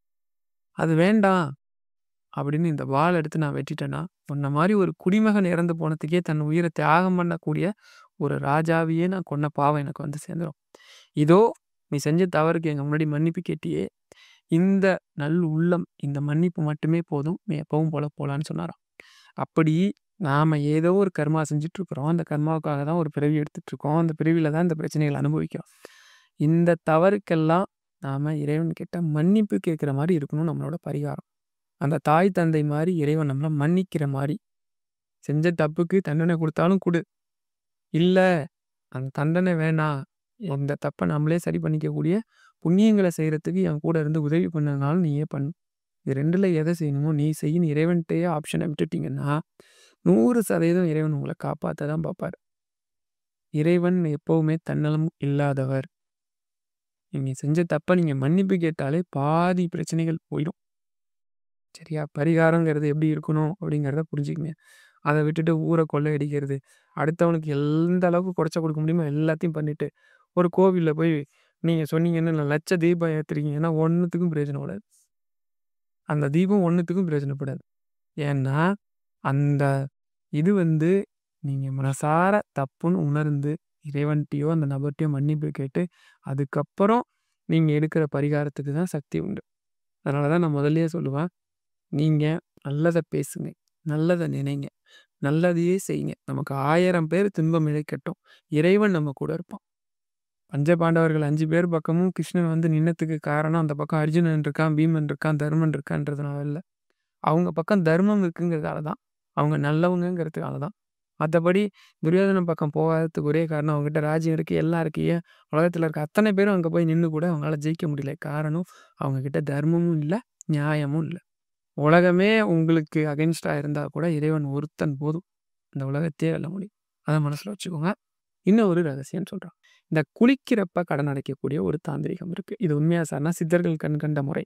இந்த தண்ணி இருக்குல்ல, இந்த தண்ணிக்கு வந்து ஏகப்பட்ட சக்தி உண்டு. ஏதாவது யாருக்காவது ஒரு நோய் இருக்குது அப்படின்னா, ஒரு டம்ளர்ல தண்ணி வச்சுக்கிட்டு கந்த சஷ்டி கவசமோ, ராமநாமமோ சொல்லி தண்ணி குடித்தீங்கன்னா சரியா போயிடும். பலமுறை என் பையனுக்கு நான் இத செஞ்சிருக்கேன்னு உங்களுக்கு சொல்லியிருக்கேன். ஒருத்தங்க கமெண்ட்ல போட்டிருந்தாங்க. என்ன போட்டிருந்தாங்கன்னா, என் பையனுக்கு திடீர்னு குளிர் ஜுரம் வந்துருச்சு. ரொம்ப ஒரு மாரி நடுங்குறான். நான் ரொம்ப நள்ளிரவு ஆயிடுச்சு. எனக்கு ரொம்ப பயமா போச்சு. அப்பதான் உங்க ஞாபகம் வந்துச்சு எனக்கு நீங்க ராமநாமம் சொன்னது. நான் வீட்ல எப்பயுமே செந்தூரம் வச்சிருப்பேன். ஒரு 10 நிமிஷம் ராம ராம ராம ராம ராமன்னு சொல்லி செந்தூரத்த நெத்தியில வச்சு விட்டான். உடனே ஜுரம் விட்டுருச்சு. ரொம்ப ஆச்சரியப்பட்டேன் நானு அப்படின்னு போட்டிருந்தாங்க. அதேபோல இந்த தண்ணிக்கு வந்து ஒரு சக்தி உண்டு. என்ன அப்படின்னா, நேத்து தண்ணிய பத்தி ஆராய்ச்சி பண்ண டாக்டர் யாருன்னு சொல்லாம விட்டுட்டேன். அந்த டாக்டர் பேர் என்ன? டாக்டர் மசாரோ எமோட்டோஸ் அவர் பேரு. அவர ஒவ்வொரு மாரி உச்சரிப்பாங்க. மொசாரோ எமோட்டோம்பாங்க, எமோட்டோஸ்ன்னுவாங்க. சரி எப்படியோ அவர் என்ன ஆராய்ச்சி பண்ணி கண்டுபிடிச்சாரு அப்படின்னா, தண்ணிக்கு ஒரு ஒலி, அதாவது ஒரு சத்தத்த கேட்டுட்டு அதுக்கேத்த மாரி தன்னோட மூலக்கூறுகள நல்லதாவும், கெட்டதாவும் மாத்திக்கக்கூடிய ஆற்றல் உண்டுன்னு கண்டுபிடிச்சிருக்காரு. ஒரு மந்திரம் சொன்னீங்கன்னா, தண்ணியோட மூலக்கூறுல ஒரு வடிவம் ஏற்படுது. அது நல்ல வடிவமா, நல்ல அதிர்வலை ஏற்படக்கூடிய வடிவமா உண்டாகுது. அப்ப மந்திரங்களுக்கு சக்தி உண்டுன்னு கண்டுபிடிச்சிருக்கு. அப்ப அவரு என்ன பண்ணாரு அப்டின்னா, இத வெளில சொன்னாரு. இத நீங்க YouTubeல போய் பார்த்தீங்கனாலே தெரியும். இந்த தண்ணி இருக்குல்ல, இந்த தண்ணி நீங்க குளிக்கிறதுக்கு முன்னாடி ஒரு சொம்புல உங்களோட பூஜை ரூம்ல தண்ணி வச்சுருங்க. தண்ணி மொத நாள் சாயந்தரமோ இல்ல நைட்டோ வச்சுட்டு காலையில எழுந்து குளிக்க போறப்ப, அந்த சொம்பு தண்ணி எடுத்துட்டு போய் பக்கெட்ல ஊத்தி குளிப்பீங்கன்னா, அந்த சொம்பு தண்ணி ஃபுல்லா உங்க குலதெய்வத்தோட, உங்களோட இஷ்ட தெய்வத்தோட சக்தி இறங்கியிருக்குது. ஃபுல்லா அந்த தண்ணி ஃபுல்லா ஒரு எனர்ஜி இருக்கிறதா நீங்க கற்பனை பண்ணிக்கோங்க. இது நடக்குமா சார்ன்னு கேட்காதீங்க. இது நடக்கும். எப்படி நடக்குதுங்கிறத பின்னாடி சொல்றேன். அந்த தண்ணிய கொண்டு வந்து பக்கெட்ல ஊத்தும்போது, இந்த பக்கெட் முழுக்க அந்த சக்தி பரவியிருக்கிறதா கற்பனை பண்ணுங்க. அந்த சக்தி எல்லாமும் சேர்ந்து உங்க உடம்புல படும்போது அது தீந்துரும். அதனால நீங்க கற்பனை பண்ணும்போது, அதுல ஒரு பவர் இருக்கிறதா கற்பனை பண்ணுங்க. நீங்க இப்ப பார்க்க வேண்டியது ஒண்ணே ஒண்ணு தான். நீங்க வளர்பிறையில பொறந்திருக்கிறீங்களா? இல்ல தேய்பிறையில பொறந்திருக்கிறீங்களா? இத மட்டும் பாருங்க. இப்ப அமாவாசையிலிருந்து அந்த பௌர்ணமி ஸ்டார்ட் ஆவுற நாள் வரைக்கும் என்ன பார்த்தீங்க அப்டின்னா, அது வந்து முழுக்க முழுக்க வளர்பிறை. பௌர்ணமி அன்னையிலிருந்து அதாவது சாரி தப்பா சொல்ட்டேன். அ அமாவாசை முடிஞ்ச மறுநாள் அந்த பிரதமையிலிருந்து நீங்க பௌர்ணமி வர வரைக்கும் என்ன நாள் அப்டின்னா, அது முழுக்க முழுக்க வளர்பிறை. பௌர்ணமி முடிஞ்ச மறுநாள் பிரதமை வருது இல்லையா? அந்த பிரதமையிலேருந்து அமாவாசை வரைக்கும் தேய்பிறை. இதுல நீங்க என்னைக்கு பொறந்த நபர்ன்னு பாருங்க. வளர்பிறையா? தேய்பிறையா? வளர்பிறையா இருந்தா, அந்த பக்கெட்லேருந்து முழ்ற தண்ணிய உங்களோட வலது தோள்ல ஊத்தணும். ஊத்தும்போது என்ன பண்ணணும்னா, உடம்பு ஃபுல்லா ஒரு எனர்ஜி பரவுறதா கற்பனை பண்ணுங்க. அவ்வளோதான். தேய்பிறையா இருந்தா இடது தோள்ல ஊத்தணும். ஊத்திட்டு இப்ப நல்லா குளிச்சிருவீங்க. குளிச்சு முடிச்சதும் அந்த ஈரம் இப்ப நீங்க துண்டு கட்டிட்டு குளிப்பீங்க. பாத்ரூம்ல குளிக்கலாம், இல்லன்னா குளத்துல குளிக்கலாம். எங்க குளிக்கிறீங்களோ, அது வந்து பிரச்சனை கிடையாது. ஒருவேளை நீங்க குளத்துல குளிக்கிற மாரி இருந்தா, அந்த சொம்பு தண்ணிய அப்படியே எடுத்துட்டு போய் மேல ஊத்திக்கிங்க. இடது தோள்லயோ, வலது தோள்லயோ அது உங்க வலபிறையா, தேய்பிறையான்னு பார்த்து குளிங்க. இப்ப குளிச்சு முடிச்சதும் ஈர ட்ரெஸ்ஸோட வரோம்ல, அந்த ஈர ட்ரெஸ்ஸோட கிழக்கு முகமாவோ, இல்ல வடக்கு முகமாவோ நின்னு, உங்க கடன் தீரணும்னு பிரார்த்தனை பண்ணுங்க. வேற ஒண்ணுமே கிடையாது. உங்க இஷ்ட தெய்வத்துக்கிட்டயோ, குல தெய்வத்துக்கிட்டயோ மனசார பிரார்த்தனை பண்ணுங்க. என்ன நடக்கும் அப்டின்னா, நீங்க இந்த தண்ணிய ஊத்துனீங்கல்ல, உங்களோட ஆழ் மனசு இந்த உடம்புக்குள்ள ஒரு சக்தி வந்துருச்சுன்னு நம்பும். இது உண்மையான்னு கேட்டீங்கன்னா உண்ம. ஏன் உண்ம அப்டின்னா, நீங்க எங்கேயோ ஒரு ஊருக்கு போறதுக்கு அலாரம் வைக்கிறீங்க. 3 மணிக்கு எழுந்தாகணும். திருப்பதி போறீங்கன்னு வச்சுப்போம். 3 மணிக்கு எழுந்தாகணும். 5 மணிக்கு ட்ரெயின். 3 மணிக்கு எந்திச்சு கிளம்புனா தான் 5 மணிக்கு போ முடியும்னு வச்சுக்கோங்க. நீங்க வேணா சோதனைக்குன்னு பாருங்க. 2:50க்கே உங்களுக்கு முழிப்பு வந்துரும். இல்லன்னா 2:40க்கே முழிச்சுப்பீங்க. இது எப்படி நடக்குது அப்டின்னா, உங்க ஆழ் மனசு அத முழுசா நம்பி ஒரு அதிர்வலைய உங்க உடம்புக்குள்ள பரப்பிக்கிட்டே இருக்கும். இந்த அதிர்வலை சரியா நேரத்தோட கணக்கிட்டு உங்களுக்கு முழிப்பு வரும். பல பேருக்கு இது நடந்திருக்கும். எனக்கெல்லாம் பல தடவ நடந்திருக்கு. இந்த அதிர்வலை உண்மைன்னு உங்க உடம்பு நம்பிருச்சு, உங்க ஆழ் மனசு அப்டின்னா, உங்க உடம்புக்குள்ள இருக்கிற அந்த எனர்ஜிய அது வெளில கொண்டு வந்துரும். உண்மையிலேயே இயற்கையிலேயே நம்மகிட்ட எல்லா சக்தியும் இருக்கு. அத வெளிக்கொண்டு வரது எப்படின்னு தெரியாம தான் நம்ம பிரச்சனையில மாட்டிக்கிட்டு இருக்கோம். அது தன்னத்தானே உங்க பிரச்சனைய சரி பண்ணிக்கும். பெரியவா சொல்லுவாங்க, தூங்கும்போது நம்ம தலைமாட்டுக்கு மேல ஒரு சொம்புல தண்ணி வச்சுக்கிட்டு நல்லா தூங்கிட்டோம்னா, நம்மளோட அந்த மனக்கவலையெல்லாம் அந்த தண்ணி இழுத்துக்கும். அத காலையில குடிக்காம ஏதாவது ஒரு செடிக்கு ஊத்திட்டோம்னா, நம்ம மனக்கவலை, மன சோர்வு நீங்குன்னுவாங்க. அதே மாரி யாராவது கோவமா இருந்தாலோ, இல்ல ஒரு வருத்தத்தில இருந்தா தான் நான் சொல்றத செஞ்சு பாருங்க. நான் சொல்ற இந்த தண்ணி பரிகாரத்துக்கு சக்தி இருக்கா? இல்லையான்னு உங்களுக்கே தெரிஞ்சிரும். ஒரு பக்கெட்ல தண்ணி வச்சுப்போம். வச்சுக்கிட்டு 2 காலையும் அதுக்குள்ள விட்டுருங்க. ஒரு ஒரு ஸ்பூன் கல்லுப்பு போட்டு நல்லா கலக்கிட்டு, அந்த தண்ணிக்குள்ள கால உள்ள விட்டு, அப்படியே ஒரு 10 நிமிஷம் உங்க உடம்புல இருக்க சோர்வுலாம் உங்க கால் வழியா அந்த தண்ணிக்குள்ள போற மாரி சும்மா கற்பனை பண்ணுங்க. 11வது நிமிஷம் உங்களுக்கு அந்த கோபம் போயிரும், அந்த சோகம் போயிரும். இது 100% எனக்கு பலன் தந்திருக்கு. எல்லாருக்குமே இது பலன் தரும். ஏன் அப்படின்னா, பெரியவா சொல்லுவாங்க, கணவன் மனைவிக்குள்ள சண்டை, ஒரு வீட்ல எப்பவுமே சண்டை சச்சரவு இருக்குன்னா, வீட்ல இருக்கிற எல்லா மூலையிலயும் ஒரு டம்ளர்ல தண்ணி வச்சு, கொஞ்சமா கல்லுப்பு போட்டு அந்த தண்ணீய வச்சுட்டீங்க அப்படின்னா, அந்த நெகட்டிவ் எல்லாம் அந்த தண்ணி இழுத்துக்கும். தினமும் மாத்துனீங்கன்னா, எப்பவுமே சண்டை சச்சரவு இல்லாம நிம்மதியா ஒரு சுபிக்ஷமான வாழ்க்கை கிடைக்கும். அதே மாரி வீட்ட சுத்தி செயற்கையா ஒரு நீரோட்டம் அமைச்சுக்கிட்டீங்கன்னா, தண்ணி போயிட்டு வர மாரி பண்ணிட்டீங்கன்னா, பணப்புழக்கம் அதிகமா இருக்கும். பண கஷ்டமே வராதுன்னு அவங்க தாந்திரீக குறிப்பு சொல்லும்போது சொல்லியிருக்காங்க. அதுக்கப்புறம் இன்னும் ஈஸியான ஒரு மெத்தட் சொல்றேன் பாருங்க. என்ன அப்படின்னா, 3 புக். இந்த 3ல ஏதாவது ஒண்ணு வாங்கிக்கங்க. ஒண்ணு திருவிளையாடல் புராணம், இல்லன்னா கந்த புராணம், இல்லன்னா பெரிய புராணம். இதுல திருவிளையாடல் புராணம், கந்த புராணம் எடுத்துக்கோங்க. பெரிய புராணம்ங்கிறது கொஞ்சம் இதா இருக்கும். பெரிய புராணம் வந்து தாராளமா எல்லாமே நம்ம படிக்கலாம். இதுல வந்து திருவிளையாடல் புராணம் படிக்கிறீங்க அப்படின்னா, எப்படிப்பட்ட கடன் இருந்தாலும் அந்த திருவிளையாடல் புராணம் படிச்சு முடிக்கிறதுக்குள்ள ஒரு 300 பக்கம் இருக்குன்னு வச்சுக்கோங்க. அந்த 300 பக்கத்தையும் ஒரே நாள்ல படிக்க முடியுமான்னு எனக்கு தெரியல. ஒரே நாள்ல படிச்சாலும் சரி. படிக்கும்போது பகவான் கிட்ட பிரார்த்தனை பண்ணிக்கங்க. அத நீங்க படிக்க, படிக்க, படிக்க, படிக்க ஒரு தடவ முடிச்சுட்டீங்க நடக்கலன்னா கூட திரும்ப படிங்க. திரும்ப படிங்க. எனக்கெல்லாம் தெரிஞ்சு ஒரு சகோதரிக்கு நான் சொன்னேன். அவங்களுக்கு பெருசா வழிபாடுலாம் பண்ண தெரியாதுன்னு சொன்னப்ப, திருவிளையாடல் புராணம் படிங்கன்னு 3வது முறை படிக்கும்போது, அவங்களுக்கு வந்து ரூ. 8,00,000 கடன் அடைஞ்சதா சொன்னாங்க. இன்னமும் கூட அது கமெண்ட்ல இருக்கு. நீங்க நம்ம சேனல்ல போனீங்கன்னா கூட அந்த கமெண்ட்ல காட்டும். திருவிளையாடல் புராணம், இல்லன்னா கந்த புராணம், இல்ல பெரிய புராணம். திருவிளையாடல் புராணத்தில மேல அந்த பலசுருதின்னு ஒண்ணு இருக்கும் பாருங்க. ஒரு புராணத்துக்கும் அப்படி இருக்கு. அதில முதல்லயே சொல்றது என்ன சொல்றாங்கன்னா, எந்த கடனும் இல்லாத ஆத்மாவாக மாறும். திருவிளையாடல் படிச்சீங்கன்னா. பித்ரு, மாத்ரு இந்த மாரி பல கடன்கள் இருக்கு. பித்ரு கடன், தெய்வ கடன் அந்த மாரி ஊருப்பட்ட கடன் இருக்கு. நம்ம வச்சிருக்கிற கடன் இல்லாம. அதெல்லாம் எதுவுமே இருக்காது. திருவிளையாடல் புராணம் படிச்சீங்கன்னா, நம்ம பிறவி முடிஞ்ச உடனே அதாவது நம்ம காலம் இந்த பூவுலகத்தில முடிஞ்ச உடனே, நேரா சொர்க்கத்தில போய் எவ்வளோ நாள் வாழணும்னு நெனைக்கிறோமோ, அத்தன காலம் சந்தோஷத்த அனுபவிச்சுட்டு, அதுக்கப்புறம் நேரா எங்க போவோம்? கைலாயம் போய் சிவனோட சிவனா கலந்துருவோம்னு சொல்றாங்க. வெறும் திருவிளையாடல் படிச்சா மட்டும். கேட்டாலும் அதே பலன். அத சொன்னாலும் அதே பலன். அதனால ஒரு புக் வாங்கிக்கங்க. திருவிளையாடல் புராணம்னா ஒண்ணும் கிடையாது. நம்மலாம் திருவிளையாடல் படம் பார்த்துருக்கோம்ல. அதே மாரி சிவபெருமான் பண்ண எல்லா இதுவும் இருக்கும் அதுல. திருவிளையாடலும் அதுல இருக்கும். அதே மாரி கந்த புராணம்னா, உங்களுக்கு தெரியும் முருகனோடது இருக்கும். பெரிய புராணம் எல்லாருக்கும் தெரியும்னு நினைக்கிறேன். அதே போல எல்லாமே பொதுவா வந்து அப்ப வந்து பெருமாள் வழிபாடு பண்றவங்க என்ன சார் பண்ணலாம்? பாகவதம் 7 நாள் கேட்கணும். இல்ல 7 நாள் படிக்கணும், 7 நாள் சொல்லணும். பாகவதம்னா ஒண்ணும் கிடையாது. பெருமாள் எடுத்த எல்லா அவதாரங்களும் அவர பத்தி போற்றி புகழக்கூடிய கதைகள், அவர பத்தின மந்திரங்கள், ஸ்லோகங்கள்லாம் அடங்கியிருக்கும். நீங்க அந்த ஸ்லோகங்கள், மந்திரங்கள்லாம் எனக்கு வந்து வரலன்னா கூட கவலைப்பட வேண்டாம். அவர பத்தின கதைகள்ல வந்து 7 நாள் பாகவத்துல கேட்டா கூட போதும். அப்படியே அந்த பலன தரும். பாகவதம் 7 நாள் கேட்டா வைகுண்டமே கிடைக்கும். நான் பல தடவ இந்த கதைய சொல்லியிருக்கேன். இன்னும் வந்து சில விஷயங்கள் உங்களுக்கு நான் சொல்றேன். என்ன அப்டின்னா, தோரண கணபதி வழிபாடுன்னு ஒண்ணு இருக்கு. கணபதியிலேயே ரொம்ப கடன போக்கக்கூடிய ஒரு தோரண கணபதி. நெறைய கோயில் கொடிமரத்துக்கிட்ட இருப்பாரு. ஞாயித்துக்கிழமை, செவ்வாய்க்கிழமையில தோரண கணபதி வழிபாடு பண்ணலாம். தோரண கணபதிக்கு மந்திரம் அகத்தியர் குடுத்தது. அதுக்குன்னு தனி வீடியோவா போட்டிருக்கேன். அதோட லிங்க்கையும் நான் உங்களுக்கு குடுத்துறேன். வெறுமனே நீங்க வந்து தோரண கணபதி இல்லன்னா, வீட்லயே கூட நீங்க அந்த தோரண கணபதி மந்திரத்த சொல்லி ஒண்ணும் கிடையாது. சிம்பிளான விஷயம். நீங்க வீட்ல பண்ணாலும் பண்ணலாம். இல்லன்னா கோயில்ல போயும் பண்ணலாம். கோயில்ல போய் பண்றீங்க அப்படின்னா, 9 விளக்கு ஏத்தி, ஒரு சிதறு தேங்காய் போட்டு, ஒரு 9 நாள் தொடர்ந்து, இல்ல 11 நாள் தொடர்ந்து போயி 9 விளக்கு ஏத்தி, சிதறு தேங்காய் போட்டு பிரார்த்தனை பண்ணிக்கிட்டீங்க. தோரண கணபதி மந்திரத்த சொல்லினாலே, மலையளவு கடன் இருந்தாலும் காணாம அடுத்து விநாயகர் வழிபாடு அப்படின்னு வர்றப்ப, வெண்ணெயில விநாயகர் புடிக்கணும். என்ன புடிக்கணும்? வெண்ணெயில விநாயகர். வெண்ணெயில புடிக்க முடியுமான்னு கேட்காதீங்க. லைட்டா ஃப்ரிட்ஜ்ல வச்சிருந்தீங்கன்னா, வெண்ணெய் இது மாரி கட்டி ஆயிடும். அத எடுத்து புடிச்சு நீங்க வழிபடுற வரைக்கும் அது உருகாம இருந்தா போதும். எத்தன நாள் பண்ணணும்? 7 நாள். தினமும் ஒரு வெண்ணெய் விநாயகர் புதுசா புடிச்சு, பொட்டு, பூவால் அலங்காரம் பண்ணி தூப தீபம் காட்டி என்ன படிக்கணும் அப்படின்னா, காரிய சித்தி மாலைன்னு ஒண்ணு இருக்கு. விநாயகரோட காரிய சித்தி மாலை நீங்க கூகுள்ல கூட அடிச்சுக்கோங்க. நம்மள்ட்டயே நெறைய வீடியோல இருக்கு. காரிய சித்தி மாலை. அந்த காரிய சித்தி மாலை வந்து எத்தன முறை படிக்கணும்? நீங்க வந்து 3க்கு குறையாம படிக்கலாம். 11, 21 எவ்வளோ வேணா படிக்கலாம்.